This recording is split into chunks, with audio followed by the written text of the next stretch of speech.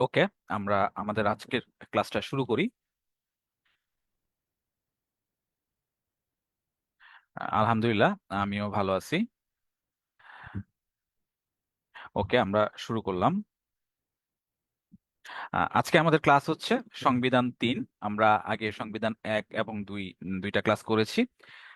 এবং এই দুইটা ক্লাস যারা মিস করেছেন, আপনারা সবাই হচ্ছে এই ক্লাসগুলা P2 এর পেজের রিলস অপশনে পেয়ে যাবেন। সেখান থেকে ক্লাসগুলা করে নেবেন। আজকে আমাদের সংবিধানের তৃতীয় এবং আমাদের ফ্রি লাস্ট ক্লাস। এই 3টা ক্লাসের মাধ্যমে হচ্ছে আমরা মোটামুটি সংবিধানটা কভার করার চেষ্টা করেছি। আমরা বেসিক্যালি প্রিলিটা ফোকাস করেছি, পাশাপাশি যেই রিটেনের জন্য হচ্ছে যেই অনুচ্ছেদগুলা গুরুত্বপূর্ণ বা এখান থেকে কিরকম প্রশ্ন আসতে পারে এই বিষয়গুলো নিয়ে আলোচনা করছিলাম। আপনাদের সাথে আমি আছি হাসিবুল হোসেন মজুমদার, 45তম বিসিএস প্রশাসন ক্যাডার সুপারিশপ্রাপ্ত। তো আমরা সরাসরি আমাদের ক্লাসে চলে যাই। আমরা সংবিধানের 2 নাম্বার ক্লাস পর্যন্ত চতুর্থ অধ্যায় পর্যন্ত এসেছি, প্রথম থেকে চতুর্থ অধ্যায় পর্যন্ত। আজকে আমরা পঞ্চম থেকে একদম শেষ করব সংবিধানটা। আশা করি আমাদের ক্লাস জুড়ে থাকবেন, এবং ক্লাসের মাধ্যমে আমাদের মোটামুটি সংবিধান পড়া হয়ে যাবে। গতকালকে পর্যন্ত প্রথম 2টা ক্লাসে আমরা যে বিষয়গুলো পড়েছি এগুলাই মোস্ট কমন, এগুলাই বেশি আসে ঘুরে ফিরে। পঞ্চম থেকে অধ্যায় থেকে বাকি যে পোর্শন গুলা, এখান থেকে আমাদের যে গুরুত্বপূর্ণ অনুচ্ছেদগুলো পড়তে হবে। তাই আমরা হচ্ছে গুরুত্বপূর্ণ অনুচ্ছেদগুলো বেছে বেছে পড়বো, এগুলো ইন ডিটেল পড়বো। এর পাশাপাশি আমাদের শপথ গ্রহণ, তফসিল, সংশোধনী, এরপরে বিভিন্ন সাংবিধানিক প্রতিষ্ঠান, সংবিধিবদ্ধ প্রতিষ্ঠান, তাদের প্রধান, আহ, ইত্যাদি হচ্ছে আমরা আজকের ক্লাসে আলোচনা করব। আহ, ওকে, একটা কমেন্ট আছে, একটু দেখে নেই। ওকে, ওকে, আমরা শুরু করলাম আমাদের আজকে পঞ্চম অধ্যায় সংবিধানের আইনসভা দিয়ে শুরু করব।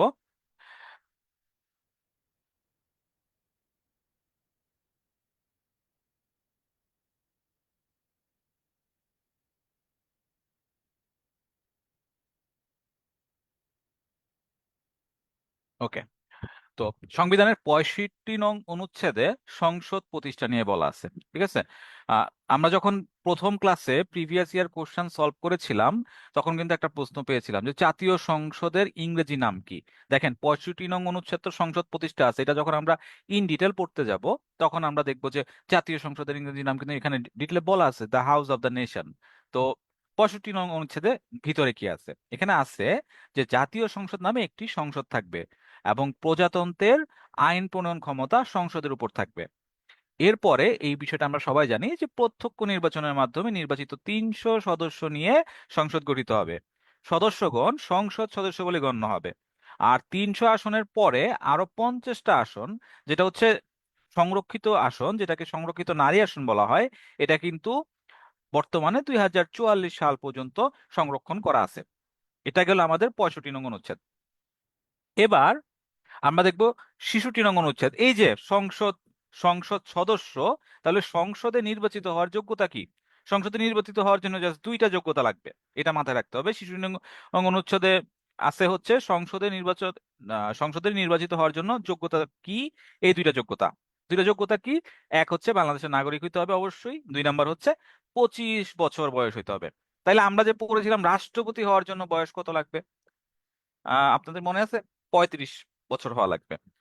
সংসদ সদস্য, প্রধানমন্ত্রী হওয়ার জন্য মিনিমাম 25 বছর হইতে হবে বয়স, আর রাষ্ট্রপতি হওয়ার জন্য 35 বছর হতে হবে। ঠিক আছে। এবার আমরা দেখব হচ্ছে 66(2) নং অনুচ্ছেদ। সংসদ সদস্যর অযোগ্যতা কোনগুলা, কোন যোগ্যতা মানে গুণাবলীগুলো, যদি গুণাবলী তো বলা যাবে না, কোন ক্যারেক্টারিস্টিক্স গুলো থাকলে হচ্ছে সংসদ সদস্য হওয়ার জন্য অযোগ্য বলে বিবেচিত হবে। এরকম আছে হচ্ছে 7টা। এই 7টা কি কি? একটা হচ্ছে আদালত তাকে অপ্রকৃষ্ট, অপ্রকৃষ্ট মানে প্রকৃতস্থ মানে কি, পাগল, যদি পাগল বলে ঘোষণা করে তাইলে তিনি সংসদ সদস্য হতে পারবে না। আর কি আছে? আরেকটা আছে হচ্ছে দেউলিয়া ঘোষিত হবার পর দায় হতে অব্যাহতি লাভ না করলে, তাকে যদি বলা হয় যে সে দেউলিয়া, তার সব যেই ধন সম্পদ ছিল সব হারায় ফেলছে, এরকম ঘোষণা হওয়ার পর যদি তার থেকে এই যেই ট্যাগটা এটা যদি উঠায় না নেওয়া হয়, তাহলে কিন্তু সে হচ্ছে এই দেউলিয়া হিসেবে গণ্য হবে এবং সংসদ সদস্য হইতে পারবে না। এরপরে কি?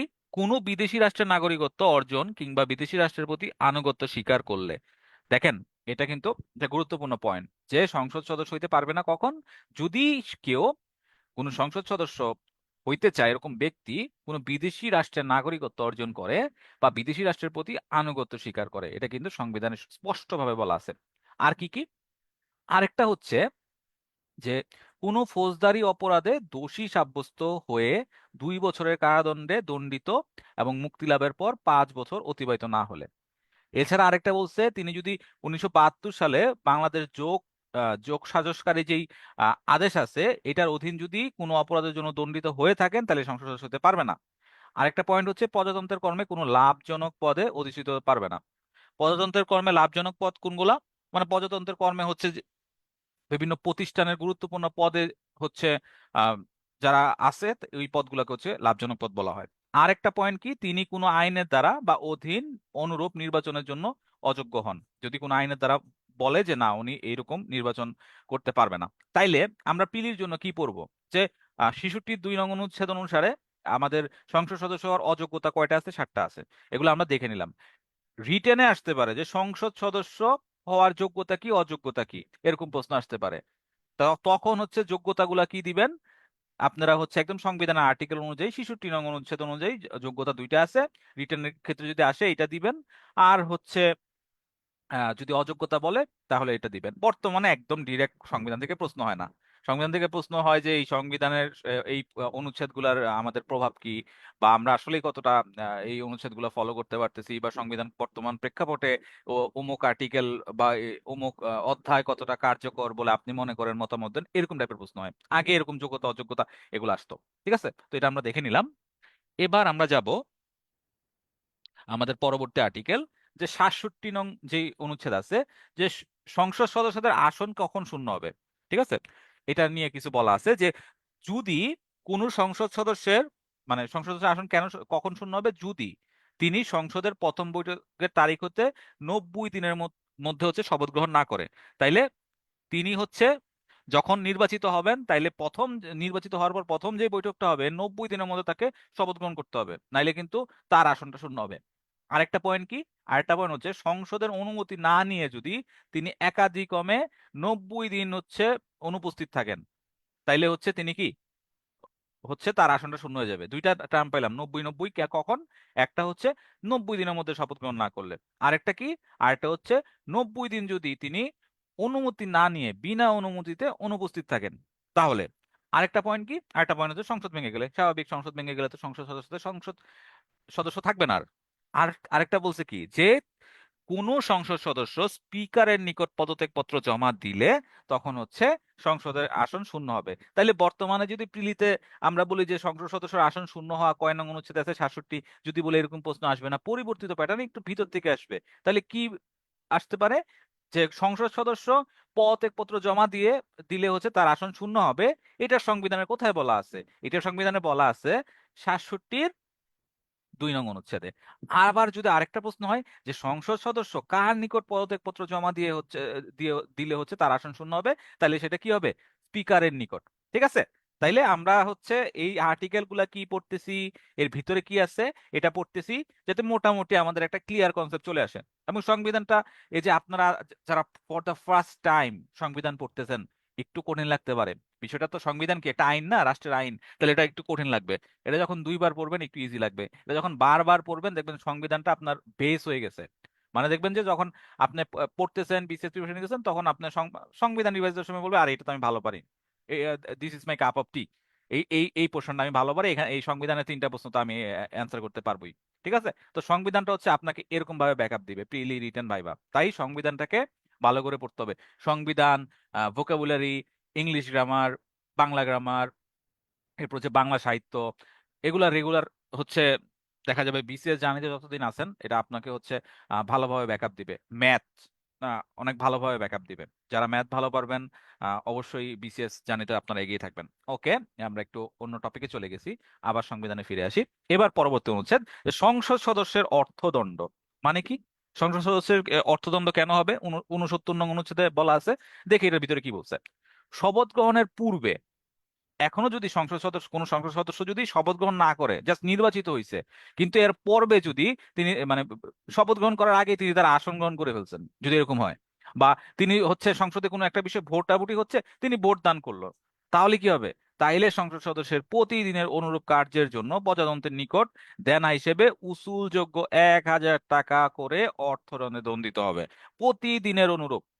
ঠিক আছে, এটা হচ্ছে 1,000 টাকা করে অর্থদণ্ড দেওয়া হবে। তাইলে সংসদ সদস্যেরও অর্থদণ্ড দেওয়া যায় কখন? যদি নির্বাচিত হওয়ার পর তিনি শপথ গ্রহণ না করে আসনে বসে যান, অতি আবেগে বললাম আর কি, কথার কথা। আরেকটা কি, যে ভোট যদি দান করে কোনো একটা বিষয়। এবার হচ্ছে ফ্লোর ক্রসিং, যেটাকে বিশ্বাসঘাতক বলা হয়। আহ এটা দেখি কি, ফ্লোর ক্রসিং নিয়ে অনেক বেশি আলোচনা। ঠিক আছে, আহ এটা কেন হয়? ফ্লোর ক্রসিংটা বলতে কি বোঝায়? যদি কোনো সংসদ সদস্য তিনি তার, বলা যায় যে আহ, নিজের দলের বিপক্ষে একটা ভোট দেয়, তাহলে হচ্ছে তিনি ফ্লোর ক্রসিং এর শিকার হবেন বা তার এই সংসদীয় আসনটা শূন্য হবে। এটা দুইটা শর্ত আছে। ঠিক আছে, দুইটা শর্ত হচ্ছে কি, একটা হচ্ছে তিনি মানে এটা ফ্লোর ক্রসিং হিসেবে গণ্য হবে যদি তিনি দল থেকে পদত্যাগ করেন। আরেকটা শর্ত কি, খ অনুযায়ী সংসদে উক্ত দলের বিপক্ষে ভোট গ্রহণ করে। মানে হচ্ছে যেই দল সেই দলের বিপরীতে হচ্ছে ভোট গ্রহণ করে, এটা হচ্ছে ফ্লোর ক্রসিং। তা যদি এরকম হয় তাহলে সংসদে তার আসন শূন্য হবে। এখন এখানে অনেক কথা আছে। কথাটা কি, যে আচ্ছা এখন মত প্রকাশের স্বাধীনতা তো সবার আছে, তাই না? এখন আমি আমার একটা বিষয়ে আমি নিজস্ব মতামত দিলাম, দেওয়ার পরে এটা আমার দলের বিপক্ষে চলে গেল, আমার দল এটা চাচ্ছে না, অন্যটা চাচ্ছে, তাইলে কি হলো? আমার আসন হচ্ছে শূন্য হয়ে গেছে। তাইলে কি আমার মত প্রকাশের স্বাধীনতা থাকলো? আমি মত প্রকাশের স্বাধীনতা প্র্যাকটিস করতে যেয়ে তো আমি আমার আসন হারাইলাম। বিষয়টা এরকম হয়ে গেল না? এটা নিয়ে একটা কন্ট্রোভার্সি আছে, যে ফ্লোর ক্রসিং কি আসলেই যুক্তিযুক্ত কিনা, বা এটা কি থাকা উচিত কিনা, এরকম একটা কন্ট্রোভার্সি আছে। এটার পক্ষেও কিছু যুক্তি আছে, বিপক্ষেও কিছু যুক্তি আছে। ঠিক আছে, তো এটা মোটামুটি ফ্লোর ক্রসিং।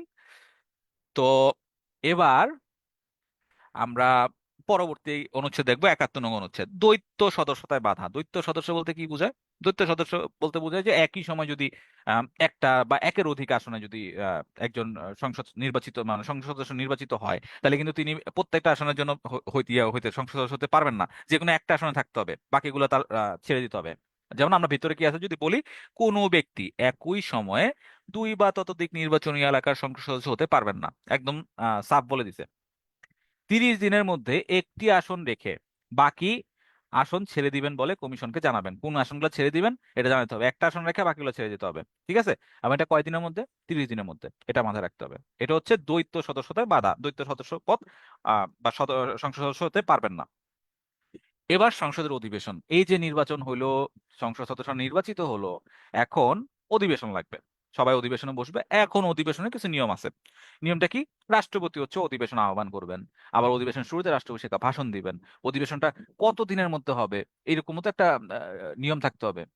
দেখা গেল সংসদ নির্বাচন হইলো, এরপরে অধিবেশন কবে বসো ঠিক নাই, 6 মাস হয়ে গেছে ঠিক নাই, এরকম তো হবে না। একটা রুলস থাকতে হবে। এটা নিয়ে বলছে 72 নং অনুচ্ছেদে সংসদের অধিবেশন কি বলছে, যে সরকারি বিজ্ঞপ্তি দ্বারা রাষ্ট্রপতি সংসদ আহ্বান করবে বা স্থগিত করবে বা ভঙ্গ করবেন, এবং সংসদ আহ্বানকালে রাষ্ট্রপতি প্রথম বৈঠকের সময় এবং স্থান নির্ধারণ করে দিবেন। এখন সংসদের এক অধিবেশনের সমাপ্তি এবং পরবর্তী অধিবেশনের প্রথম বৈঠকের মধ্যে 60 দিনের বেশি বিরতি থাকবে না। 60 দিনের মধ্যে হচ্ছে, মানে দুইটা অধিবেশনের মধ্যবর্তী বিরতি হচ্ছে 60 দিন হতে পারবে সর্বোচ্চ, এটা বলা আছে। আর এই যে অধিবেশনটা কবে বসবে নির্বাচনের পরে, এটাও বলে দিছে। এটা বলে দিছে কোথায়? 72-এর 2-এ। 72-এর 2-এ কি বললো? সাধারণ নির্বাচনের ফল ঘোষণার 30 দিনের মধ্যে বৈঠক অনুষ্ঠানের জন্য সংসদ আহ্বান করা হবে। রাষ্ট্রপতি পূর্বে ভেঙে দিয়ে না থাকলে প্রথম বৈঠকের তারিখ হতে 5 বছর অতিবাহিত হলে সংসদ ভেঙে যাবে। যদি সংসদ না ভাঙ্গা হয় তাহলে প্রথম বৈঠকের তারিখ হতে 5 বছর অতিবাহিত হওয়ার পরে সংসদ ভেঙে যাবে। মানে এই যে একটা রাজনৈতিক দল ওরা নির্বাচিত হয়েছে, ওরা 5 বছর ক্ষমতায় থাকবে, এই বিষয়টা হচ্ছে এটা। আরেকটা বিষয় বলছে কি, যে যুদ্ধকালে যদি এরকম হয় যে যুদ্ধ লাগছে বা অপ্রতিকূল পরিস্থিতি একটা দেশে, তাহলে যুদ্ধকালে সংসদের মেয়াদ অনধিক 1 বছর বৃদ্ধি করা যাবে, এবং যুদ্ধ শেষ হলে সংসদের মেয়াদ হচ্ছে 6 মাসের বেশি হবে না। এটা হচ্ছে যুদ্ধকালীন অবস্থার কথা বুঝাইছে। তার মানে আমরা 72-এর 1, 2, 3 কি আছে আশা করি বুঝতে পারছি। এবার চলে যাব 73 নং অনুচ্ছেদে। 73 নং অনুচ্ছেদে বলছে সংসদে রাষ্ট্রপতির ভাষণ ও বাণী। এটা কি বলছে? যে সংসদ সদস্যদের প্রত্যেক সাধারণ নির্বাচনের পর, যেটা বলছিলাম যে রাষ্ট্রপতি কিন্তু প্রথমে সূচনায় প্রথম অধিবেশনে ভাষণ দেয়, প্রথম অধিবেশনের সূচনায় এবং প্রত্যেক বছর প্রথম অধিবেশনের সূচনায় রাষ্ট্রপতি কি করবে? সংসদে ভাষণ প্রদান করবে। এটা হচ্ছে 73 নং অনুচ্ছেদে আছে, সংসদে রাষ্ট্রপতির ভাষণ ও বাণী। এবার স্পিকার ও ডেপুটি স্পিকার, সংসদ গঠন হলো, সংসদ সদস্যরা শপথ গ্রহণ করলো, এখন ওরা সংসদে বসলো, এবার তো স্পিকার লাগবে, ডেপুটি স্পিকার লাগবে। এটা কিভাবে করবে? এটা রুলসটা আছে 74-এর। 74-এর একে কি বলছে? 74-এ বলছে কোন সাধারণ নির্বাচনের পর সংসদের প্রথম বৈঠকে সংসদ সদস্যদের মধ্যে হইতে সংসদ একজন স্পিকার এবং একজন ডেপুটি স্পিকার নির্বাচিত করবেন। আর স্পিকার এবং ডেপুটি স্পিকার নির্বাচিত হইলো, এখন ওদের আসনটা কখন শূন্য হবে? এটা এটা আছে হচ্ছে 74-এর 2-এ। যদি তিনি সংসদ সদস্য না থাকেন বা তিনি যদি মন্ত্রীপদ গ্রহণ করেন, তাহলে কিন্তু তার স্পিকার বা ডেপুটি স্পিকারের আসনটা শূন্য বলে গণ্য হবে। এটা 74 নং অনুচ্ছেদে আছে। এবার 75 নং অনুচ্ছেদ, কার্যপ্রণালী, বিধি ও কোরাম। এখানে কি বলছে? এখানে বলছে যে সংসদের সংখ্যাগরিষ্ঠ ভোটে সিদ্ধান্ত গ্রহণ হয়। ভোট সংখ্যা যদি সমান হয়, স্পিকার কাস্টিং ভোট প্রদান করে। এটা কিন্তু আমরা প্রিভিয়াস ইয়ার প্রশ্ন সলভ করার সময় বলছিলাম। কাস্টিং ভোট কি? যখন ভোটাভুটি হয়, দুই পক্ষের ভোট সমান থাকে, তখন ডিসাইডিং ভোটটা হচ্ছে স্পিকার দিয়ে থাকে, এবং স্পিকারের এই ভোটটাকে বলা হয় কাস্টিং ভোট। আর কোরাম যেটা 75-এর 3-এ আছে, কোরাম বলতে বোঝায় 60 জন সদস্যের উপস্থিতিতে স্পিকার সংসদের অধিবেশন চালু রাখবে। যদি 60 জন ব্যক্তি না হয়, তাহলে কিন্তু অধিবেশন চালু করা যাবে না। তো এটা বলা আছে হচ্ছে, আমরা একটু ডিটেলে যাই, যে কাস্টিং ভোটটা কি? সিদ্ধান্ত নির্ণয়কারী ভোট। যে স্পিকারের ভোট, এটা কাস্টিং ভোট। প্রস্তাবের পক্ষে বিপক্ষে সমান ভোট থাকলে তখন স্পিকার সিদ্ধান্ত ভোট প্রদান করে। এটা হচ্ছে কাস্টিং ভোট। তো এই এই সিচুয়েশনটা কি? When we have a tie, then speaker gives the deciding vote.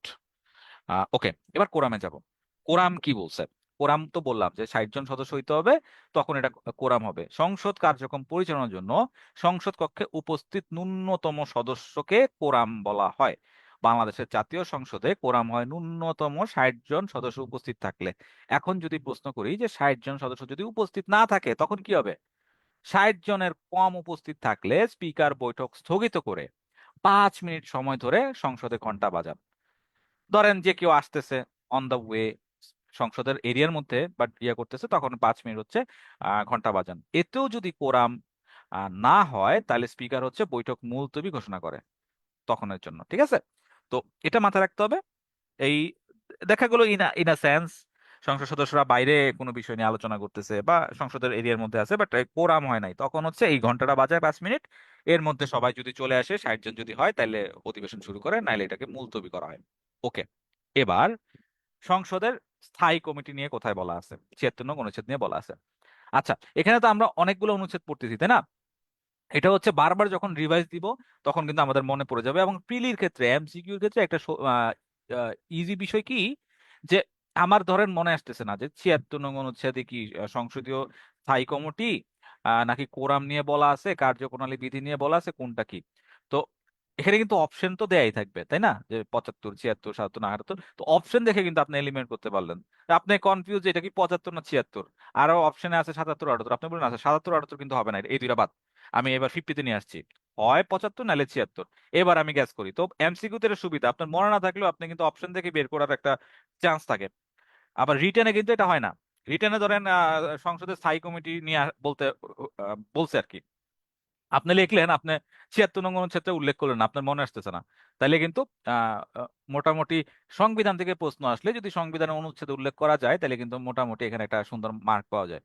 কিন্তু আপনার সংবিধান নিয়ে প্রশ্ন আসছে, এই সংবিধান অনুচ্ছেদ ইউজ করা যায়, তো আপনি করেন নাই, আপনি ফ্ল্যাট লিখছেন, তাহলে কিন্তু অত ভালো মার্ক পাবেন না। কারণ কি, সেই নিরীক্ষকের কাছে কিন্তু এমন খাতাও যাবে যারা সংবিধানের একেবারে স্পেসিফিক অনুচ্ছেদ উল্লেখ করে ইন ডিটেল এর ভিতরে কি আছে সব বলে দিবে, এরকম ক্যান্ডিডেটও আছে। তাইলে আপনার মাথায় রাখতে হবে যে আমি যখন একটা জিনিস যখন রিটেনের জন্য পড়বেন, যেহেতু সবাই এখন রিটেন কম্বাইন্ড প্রস্তুতি নেয়, সবসময় মাথায় রাখবেন আমি যখন এটা নিয়ে পড়বো, ধরেন আমি এই টপিকটা নিয়ে পড়তেছি, আমি কিভাবে সবচেয়ে বেস্ট অ্যান্সার করতে পারি, এটা মাথায় রাখতে হবে। আমার অ্যান্সারটা কিভাবে সবচেয়ে বেস্ট হয়, কি দিলে সবচেয়ে বেস্ট হয়, কোন জিনিসটা সবচেয়ে ইউনিক হবে, যেটা অন্য কেউ ইউজ করবে না হয়তো বা 10 জনের মধ্যে আমি একজনে ইউজ করবো ইউনিক, এরকম ভাবে রিটেনে লেখার চেষ্টা করতে হবে।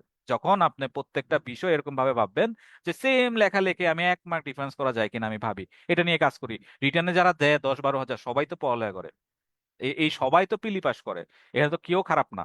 তাহলে এর মধ্যে কম্পিটিশনে কারা আগে থাকবে, যারা মানে হচ্ছে ভালো একটা স্ট্র্যাটেজি নিতে পারবে। এভাবে চিন্তা করবেন, আমি প্রত্যেকটা কোশ্চেন রিটেনের সময় এটা নিয়ে হচ্ছে অ্যানালাইসিস করবেন, কিভাবে আমি অন্যদের থেকে 1 মার্ক বেশি পেতে পারি, প্রত্যেকটা প্রশ্নে কিভাবে 1 মার্ক বেশি পেতে পারি, এভাবে প্রত্যেকটা সাবজেক্টে আমি কিভাবে সবার থেকে 10 মার্ক বেশি পেতে পারি, এভাবে 7-8টা সাবজেক্টে আমি কিভাবে সবার থেকে 50-60 মার্ক বেশি পাইতে পারি। এটাই আপনাকে ক্যাডার দিবে, এটাই আপনাকে আপনার পছন্দের ক্যাডার দিবে। এভাবে ভাবতে হবে, ঠিক আছে? এবার 77 নং অনুচ্ছেদ, যেটা নেপাল নিয়ে বলছে, খুব ইম্পর্টেন্ট একটা অনুচ্ছেদ। তো নেপাল নেপাল মানে হচ্ছে অম্বুডসম্যান। হ্যাঁ, তো এটা মানে কি বলছে, যে সংসদ আইনের দ্বারা নেপালকে মন্ত্রণালয়, সরকারি কর্মচারী ও সংবিধিবদ্ধ কর্তৃপক্ষের যে কোনো কার্য তদন্ত ক্ষমতা প্রদান করে। নেপাল পোস্টে এই নেপাল হিসেবে একজনকে নিয়োগ দেওয়া হবে, তিনি হচ্ছে বিভিন্ন মন্ত্রণালয়ের বা সরকারি কর্মচারীদের বিভিন্ন কার্য নিয়ে কি করবে, তদন্ত করবে। তো নেপাল নিয়ে আমরা যদি বলি যে, এটা তো বললাম যে পার্লামেন্ট কর্তৃক নিযুক্ত, তাহলে বলা যায় পার্লামেন্ট কর্তৃক নিযুক্ত কমিশনার বা কর্মকর্তা হচ্ছে নেপাল। তো 72 সাল থেকে সংবিধানে নেপালের বিধান আছে।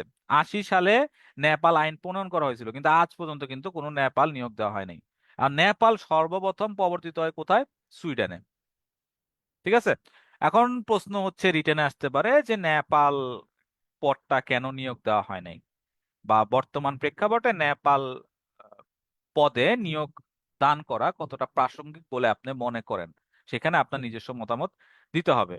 এটা তো অবশ্যই একটা গুড ডিসিশন হবে, যদি নেপাল নিয়োগ দেয় আপনি আপনার পক্ষে যুক্তি দিবেন যে এটা হইলে সরকারি কর্মচারীদের বা কর্মকর্তাদের হচ্ছে স্বচ্ছতা নিশ্চিত হবে, দায়বদ্ধতা বৃদ্ধি পাবে। এরকম ভাবে বিভিন্ন লজিক দিতে হবে, নিজের মতো করে অ্যানালাইসিস করতে হবে। এবার 78 নং অনুচ্ছেদে কি বলছে, 78 নং অনুচ্ছেদে বলছে সংসদ ও সদস্যদের অধিকার ও দায়মুক্তি। তো এটা বলতে কি বোঝায়, এটা কিন্তু আমরা দায়মুক্তি তিনটা জায়গায় সংবিধানে আছে, এটা কালকে পড়ছিলাম। তো 78 নং অনুচ্ছেদে একটা দায়মুক্তি আছে, এটা হচ্ছে সংসদের কার্যধারা, মানে সংসদে যে কাজগুলো হয় এটা সম্পর্কে আদালতে প্রশ্ন উত্থাপন করা যাবে না। ঠিক আছে, এটা এটা হচ্ছে 78 নং অনুচ্ছেদের মেইন থিম। নো কোশ্চেন্স, সংসদ সদস্যরা যেটাই করবে এটা নিয়ে কোনো প্রশ্ন তোলা যাবে না। এবার 79 নং অনুচ্ছেদে বলছে সংসদ সচিবালয়, এটা মানে কি যে সংসদের নিজস্ব সচিবালয় থাকবে। এরপরে 80-তে বলছে আইন প্রণয়ন পদ্ধতি। আইন প্রণয়ন পদ্ধতিটা কি, আইন প্রণয়নের জন্য সংসদে আনীত প্রস্তাব বিল আকারে উপস্থাপিত হয়, সংসদ বিল গ্রহণ করিলে সম্মতির জন্য রাষ্ট্রপতির নিকট প্রেরণ করা হয়। এখন রাষ্ট্রপতি কিন্তু, রাষ্ট্রপতির নিকট এটা প্রেরণ করা হয়, একটা নির্দিষ্ট সময় পর্যন্ত এটা রাষ্ট্রপতির কাছে থাকে, এবং 15 দিনের মধ্যে এটা রিটার্ন দিতে হয়। যদি 15 দিনের মধ্যে রাষ্ট্রপতি রিটার্ন না দেয়, তাহলে এটা কিন্তু আইন হিসেবে আইনে পরিণত হয়ে যাবে, এবং এটা এমন ভাবে কনসিডার করা হবে যে রাষ্ট্রপতি যদি অনুমতি নাও দিয়ে থাকে 15 দিনের মধ্যে, তাহলে কিন্তু এটা কনসিডার করা হবে যে রাষ্ট্রপতি অনুমতি দিছে। তো রাষ্ট্রপতির কাছে এই বিলটা হচ্ছে উত্থাপিত হওয়ার পরে যখন রাষ্ট্রপতির কাছে পেশ করা হয় সম্মতির জন্য, এটা জাস্ট হচ্ছে বলা যায় যে আহ এটারে কি কি বলা যায়, জাস্ট একটা ফর্মালিটি, যে রাষ্ট্রপতির কাছে যায়, রাষ্ট্রপতি সাইন দিয়ে পাঠায়। রাষ্ট্রপতি যদি নাও পাঠায় 15 দিন পরে এটা অটোমেটিক হচ্ছে বিল আকারে পাশ হয়ে যাবে। ঠিক আছে, তো এই যে দেখেন, এটাই বলা হয়েছে যে রাষ্ট্রপতির নিকট কোনো বিল পেশ করার 15 দিনের মধ্যে তিনি তাতে সম্মতি দান করবেন। যদি কোনো সংশোধনী থাকে তাহলে কিন্তু রাষ্ট্রপতি এটা আবার ফেরত দিতে পারবেন। ফেরত দিলে আবার এটা হচ্ছে রাষ্ট্রপতির কাছে যাবে, এটা হচ্ছে মানে সংশোধনীটা করে রাষ্ট্রপতির কাছে যাবে। তখন সেকেন্ড বার যখন আবার রাষ্ট্রপতির কাছে যাবে, ধরি ফার্স্ট বার, এটা হচ্ছে আহ, বিলটা আইনে পরিণত হবে, এটা হচ্ছে অনুমতির জন্য রাষ্ট্রপতির কাছে যাবে। রাষ্ট্রপতি এটা হচ্ছে অনুমতি দিতে হবে 15 দিনের মধ্যে, আর না দিলে এটা তখন আইনে পরিণত হয়ে যাবে। কিন্তু রাষ্ট্রপতি যদি বলে যে আচ্ছা এটা কিছু সংশোধন করো, সংশোধন করে এটা আবার দাও, তো এই যে রাষ্ট্রপতি আবার কি করছে, সংসদে এটা পাঠাইছে কিসের জন্য, সংশোধনের জন্য। এখন সংসদে আবার এই যে সংসদে পৌঁছাইলো, সংসদে এটা আবার সংশোধনী করে আবার রাষ্ট্রপতির কাছে যাবে, তখন আর 15 দিন সময় পাবে না রাষ্ট্রপতি অনুমতি দেওয়ার জন্য। তখন এই সময়টা হয়ে যাবে 7 দিন, তখন রাষ্ট্রপতিকে 7 দিনের মধ্যে এটা অনুমতি দিয়ে হচ্ছে মানে সম্মতি দিয়ে আবার সংসদে পাঠাতে হবে। যদি সেকেন্ড বারে 7 দিনের মধ্যে না দেয়, তখন কিন্তু আবার গণ্য হবে যে রাষ্ট্রপতির অনুমতি দিছে, এরকম। তাহলে আশা করি প্রসিডিউরটা বুঝতে পারছে। যদি কোনো সংশোধনী থাকে তাহলে কি করবে, রাষ্ট্রপতি সংসদে বিলটি ফেরত দেবেন, এবং রাষ্ট্রপতি বিলটি ফেরত দিতে অসমর্থ হলে উক্ত মেয়াদ শেষে তিনি বিলটি সম্মতি দিতে গণ্য হবে। এটা যেহেতু এটা বাংলা কথা বলছে, আমরা না পেঁচাই, আরেকবার বলতেছি যে আমরা হচ্ছে একটা বিল আকারে এটা পাশ হবে, রাষ্ট্রপতির সম্মতি লাগবে, রাষ্ট্রপতির কাছে পাঠানো হবে, রাষ্ট্রপতি যদি অনুমতি দেয় এটা বিল আকারে পাশ হয়ে যাবে, অনুমতি যদি নাও দেয় 15 দিন পরে এটা অটোমেটিক বিল আকারে পাশ হয়ে যাবে। আর যদি রাষ্ট্রপতি বলে এখানে কিছু সংশোধনী দরকার, তো সংশোধন করো, উনি আবার সংসদে পাঠাবে, সংসদে সেটা সংশোধনীগুলো করে আবার রাষ্ট্রপতির কাছে পাঠাবে। কিন্তু সেকেন্ড বার আর 15 দিন সময় থাকবে না, সেকেন্ড বার 7 দিনের মতো সময় পাবেন। এই 7 দিনের মধ্যে যদি রাষ্ট্রপতি সম্মতি দেয়, দিল, না দিলে অটোমেটিক সম্মতি দিছে বলে গণ্য হবে, এটাই বলা হয়েছে। ঠিক আছে, এই যে এইখানে এই পুরাপুরি যেটা বললাম এটা আছে, এটা রিডিং করলেই হয়ে যাবে। ঠিক আছে, এবার বিল কি? বিল কি? এই যে আমরা বললাম যে যেটা হচ্ছে আহ সংসদে উত্থাপিত করা হয়, এটার এই বিল বলা হয়। সংসদে উত্থাপিত বা আইনের খসড়াকে বিল বলে। বিল সংসদ কর্তৃক পাশ হওয়ার পর আইনে পরিণত হয়, রাষ্ট্রপতি সম্মতি দিলে পরে যখন আসে বা 15 দিন পরে যখন অটোমেটিক আসে তখন এটা আইনে পরিণত হয়। এখন বিল হচ্ছে বিভিন্ন ধরনের হতে পারে।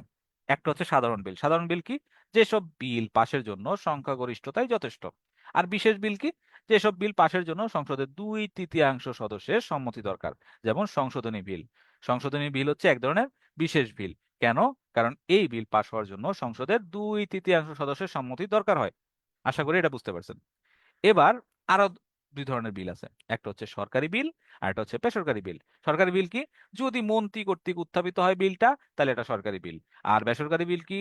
বেসরকারি চাকরিজীবীরা যেটা বিল উত্থাপিত করে না, মন্ত্রী ছাড়া অন্যান্যরা যারা হচ্ছে আহ বিল উত্থাপিত করে, একমাত্র মন্ত্রী ছাড়া বা হচ্ছে এমপি কর্তৃক, ঠিক আছে, মন্ত্রী ছাড়া অন্য যারাই বিল উত্থাপিত করবে তারাই হচ্ছে বেসরকারি, ওই বিলটাই বেসরকারি বিল হিসেবে গণ্য হবে। মন্ত্রী ছাড়া আর কে আর আছে? এমপিরাই তো আছে। এমপি কর্তৃক উত্থাপিত বিল হচ্ছে বেসরকারি বিল। আশা করি এটা বুঝা গেছে। এবার 81 নং অনুচ্ছেদ পড়ব, অর্থ বিল। অর্থ বিল বলতে কি বোঝায়? অর্থ বিল বলতে বোঝায় যদি কোনো কর আরোপ, নিয়ন্ত্রণ, রদবদল, মওকুফ বা রহিতকরণ হয়। এছাড়াও সরকার কর্তৃক ঋণ গ্রহণ বা কোনো গ্যারান্টি দান কিংবা সরকারের আর্থিক দায় দায়িত্ব সম্পর্কিত আইন সংশোধন, এছাড়াও সংযুক্ত তহবিলের রক্ষণাবেক্ষণ, অনুরূপ তহবিলে অর্থ প্রদান বা তহবিলতে যদি অর্থদান করা হয়, এটা হচ্ছে অর্থ বিল বলে। এরপর 84 নং অনুচ্ছেদে বলা হয় সংযুক্ত তহবিল ও প্রজাতন্ত্রের সরকারের হিসাব। খুবই গুরুত্বপূর্ণ, এটা অনেক সময় ভাইভাতে জিজ্ঞাসা করে যে সরকার কর্তৃক প্রাপ্ত সকল রাজস্ব, সরকার কর্তৃক সংগৃহীত সকল ঋণ, কোন ঋণ পরিশোধ হতে সরকার কর্তৃক প্রাপ্ত সকল অর্থ সংযুক্ত তহবিলে থাকে।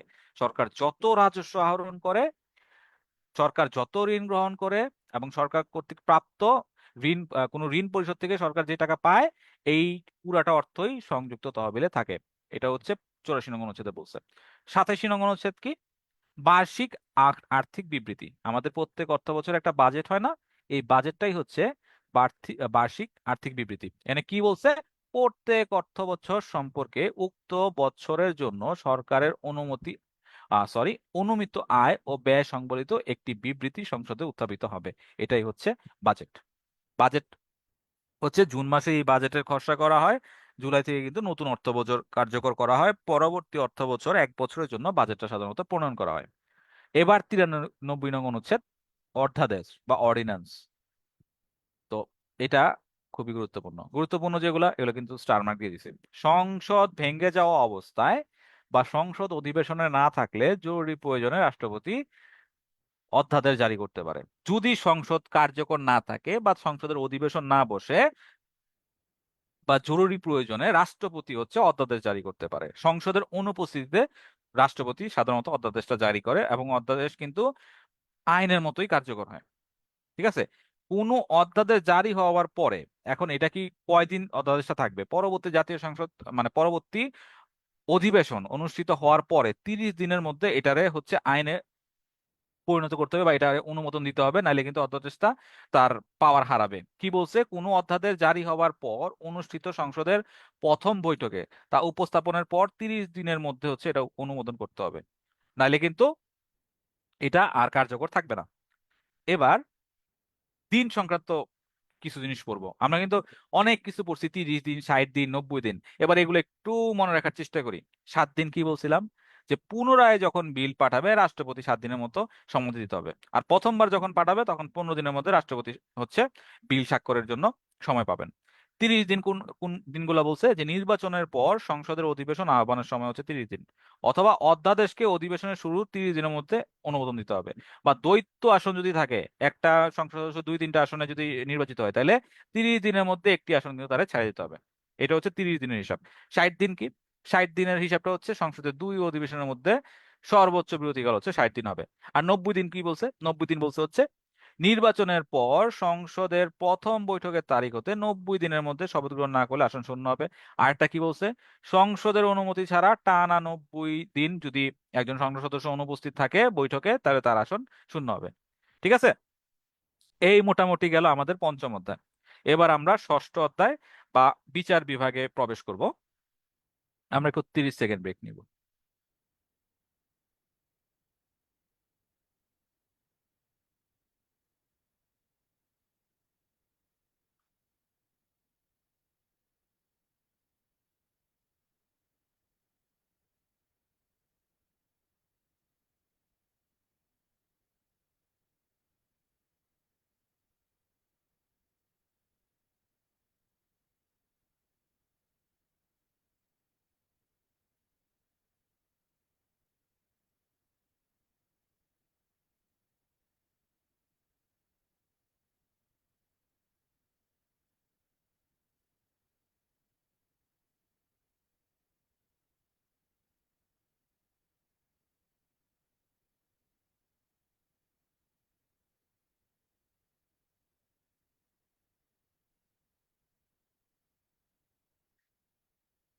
ওকে, এবার আমরা হচ্ছে ষষ্ঠ অধ্যায় বিচার বিভাগ নিয়ে পড়বো। ষষ্ঠ অধ্যায়ে 94 থেকে 117 নং অনুচ্ছেদ পর্যন্ত অনুচ্ছেদগুলো আছে।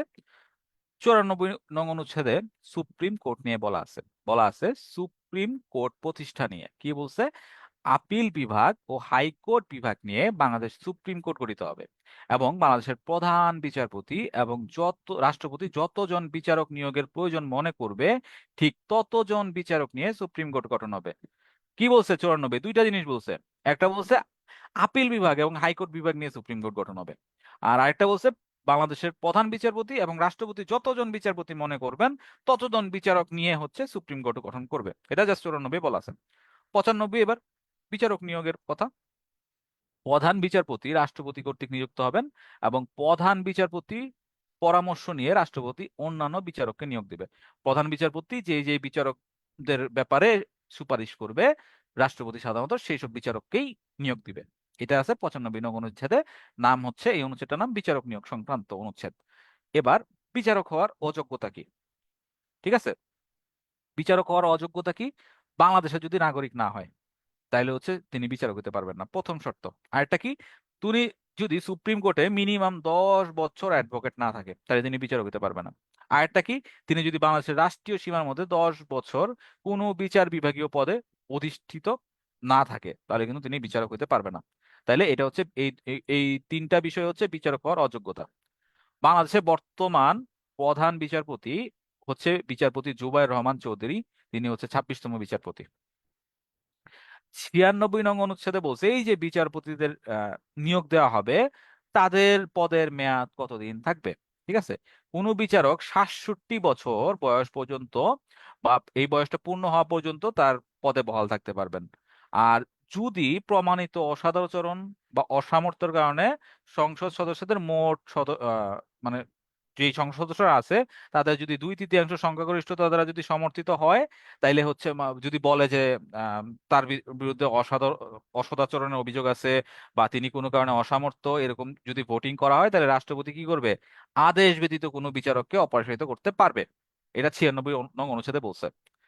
এবার এটা একটা গুরুত্বপূর্ণ প্রশ্ন, এটা কয়েকবার সংবিধানে সরি বিসিএস এ কয়েকবার প্রিভিয়াস ইয়ারে আসছে। সুপ্রিম কোর্ট সংবিধানের অভিভাবক এবং ব্যাখ্যাকারক। ঠিক আছে, সংবিধানের অভিভাবক এবং ব্যাখ্যাকারককে সুপ্রিম কোর্ট।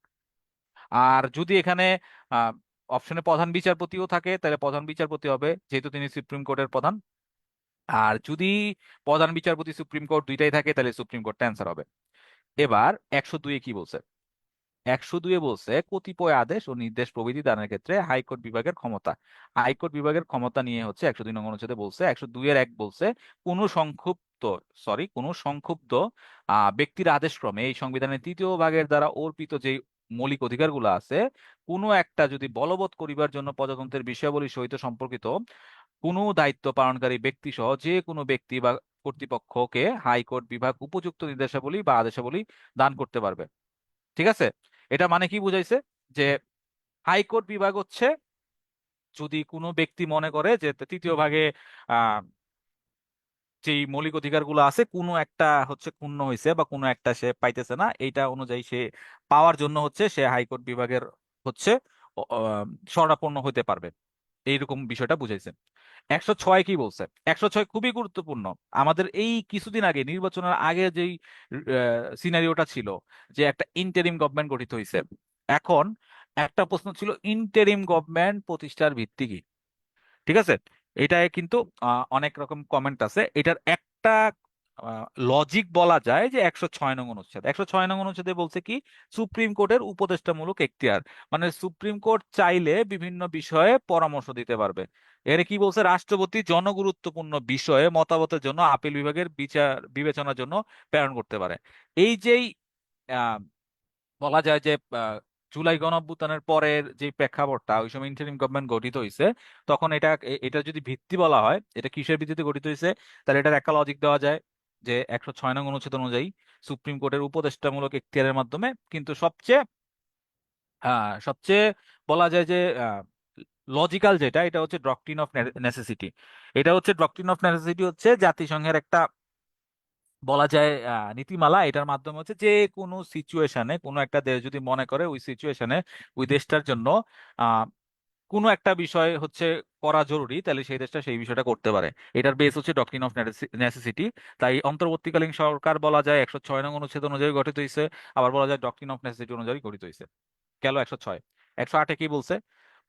108-এ বলছে হচ্ছে কোর্ট অফ রেকর্ড রূপে সুপ্রিম কোর্ট কি, সুপ্রিম কোর্ট একটি কোর্ট অফ রেকর্ড হবে এবং ইহার অবমাননার জন্য তদন্তের আদেশ দান বা দণ্ডাদেশ দানের ক্ষমতা সহ আইন সাপেক্ষে অনুরূপ আদালতের সকল ক্ষমতার অধিকারী থাকবে। ঠিক আছে? এটা হচ্ছে সুপ্রিম কোর্টের কোড অফ রেকর্ড। 116 নং বলছে হচ্ছে অধস্তন আদালত সমূহের নিয়ন্ত্রণ ও শৃঙ্খলা। সুপ্রিম কোর্টের আন্ডারে যে অধস্তন আদালতগুলো থাকবে, এগুলার কি নিয়ম হবে, এগুলোর কি শৃঙ্খলা হবে, এটা নিয়ে বলছে। অধস্তন আদালতের দায়িত্ব পালনরত ম্যাজিস্ট্রেটদের নিয়ন্ত্রণ ও শৃঙ্খলা বিধান রাষ্ট্রপতির উপর ন্যস্ত থাকবে। এটা হচ্ছে 116-তে বলছে। এরপরে 117 সবচেয়ে বেশি গুরুত্বপূর্ণ, প্রশাসনিক ট্রাইব্যুনাল।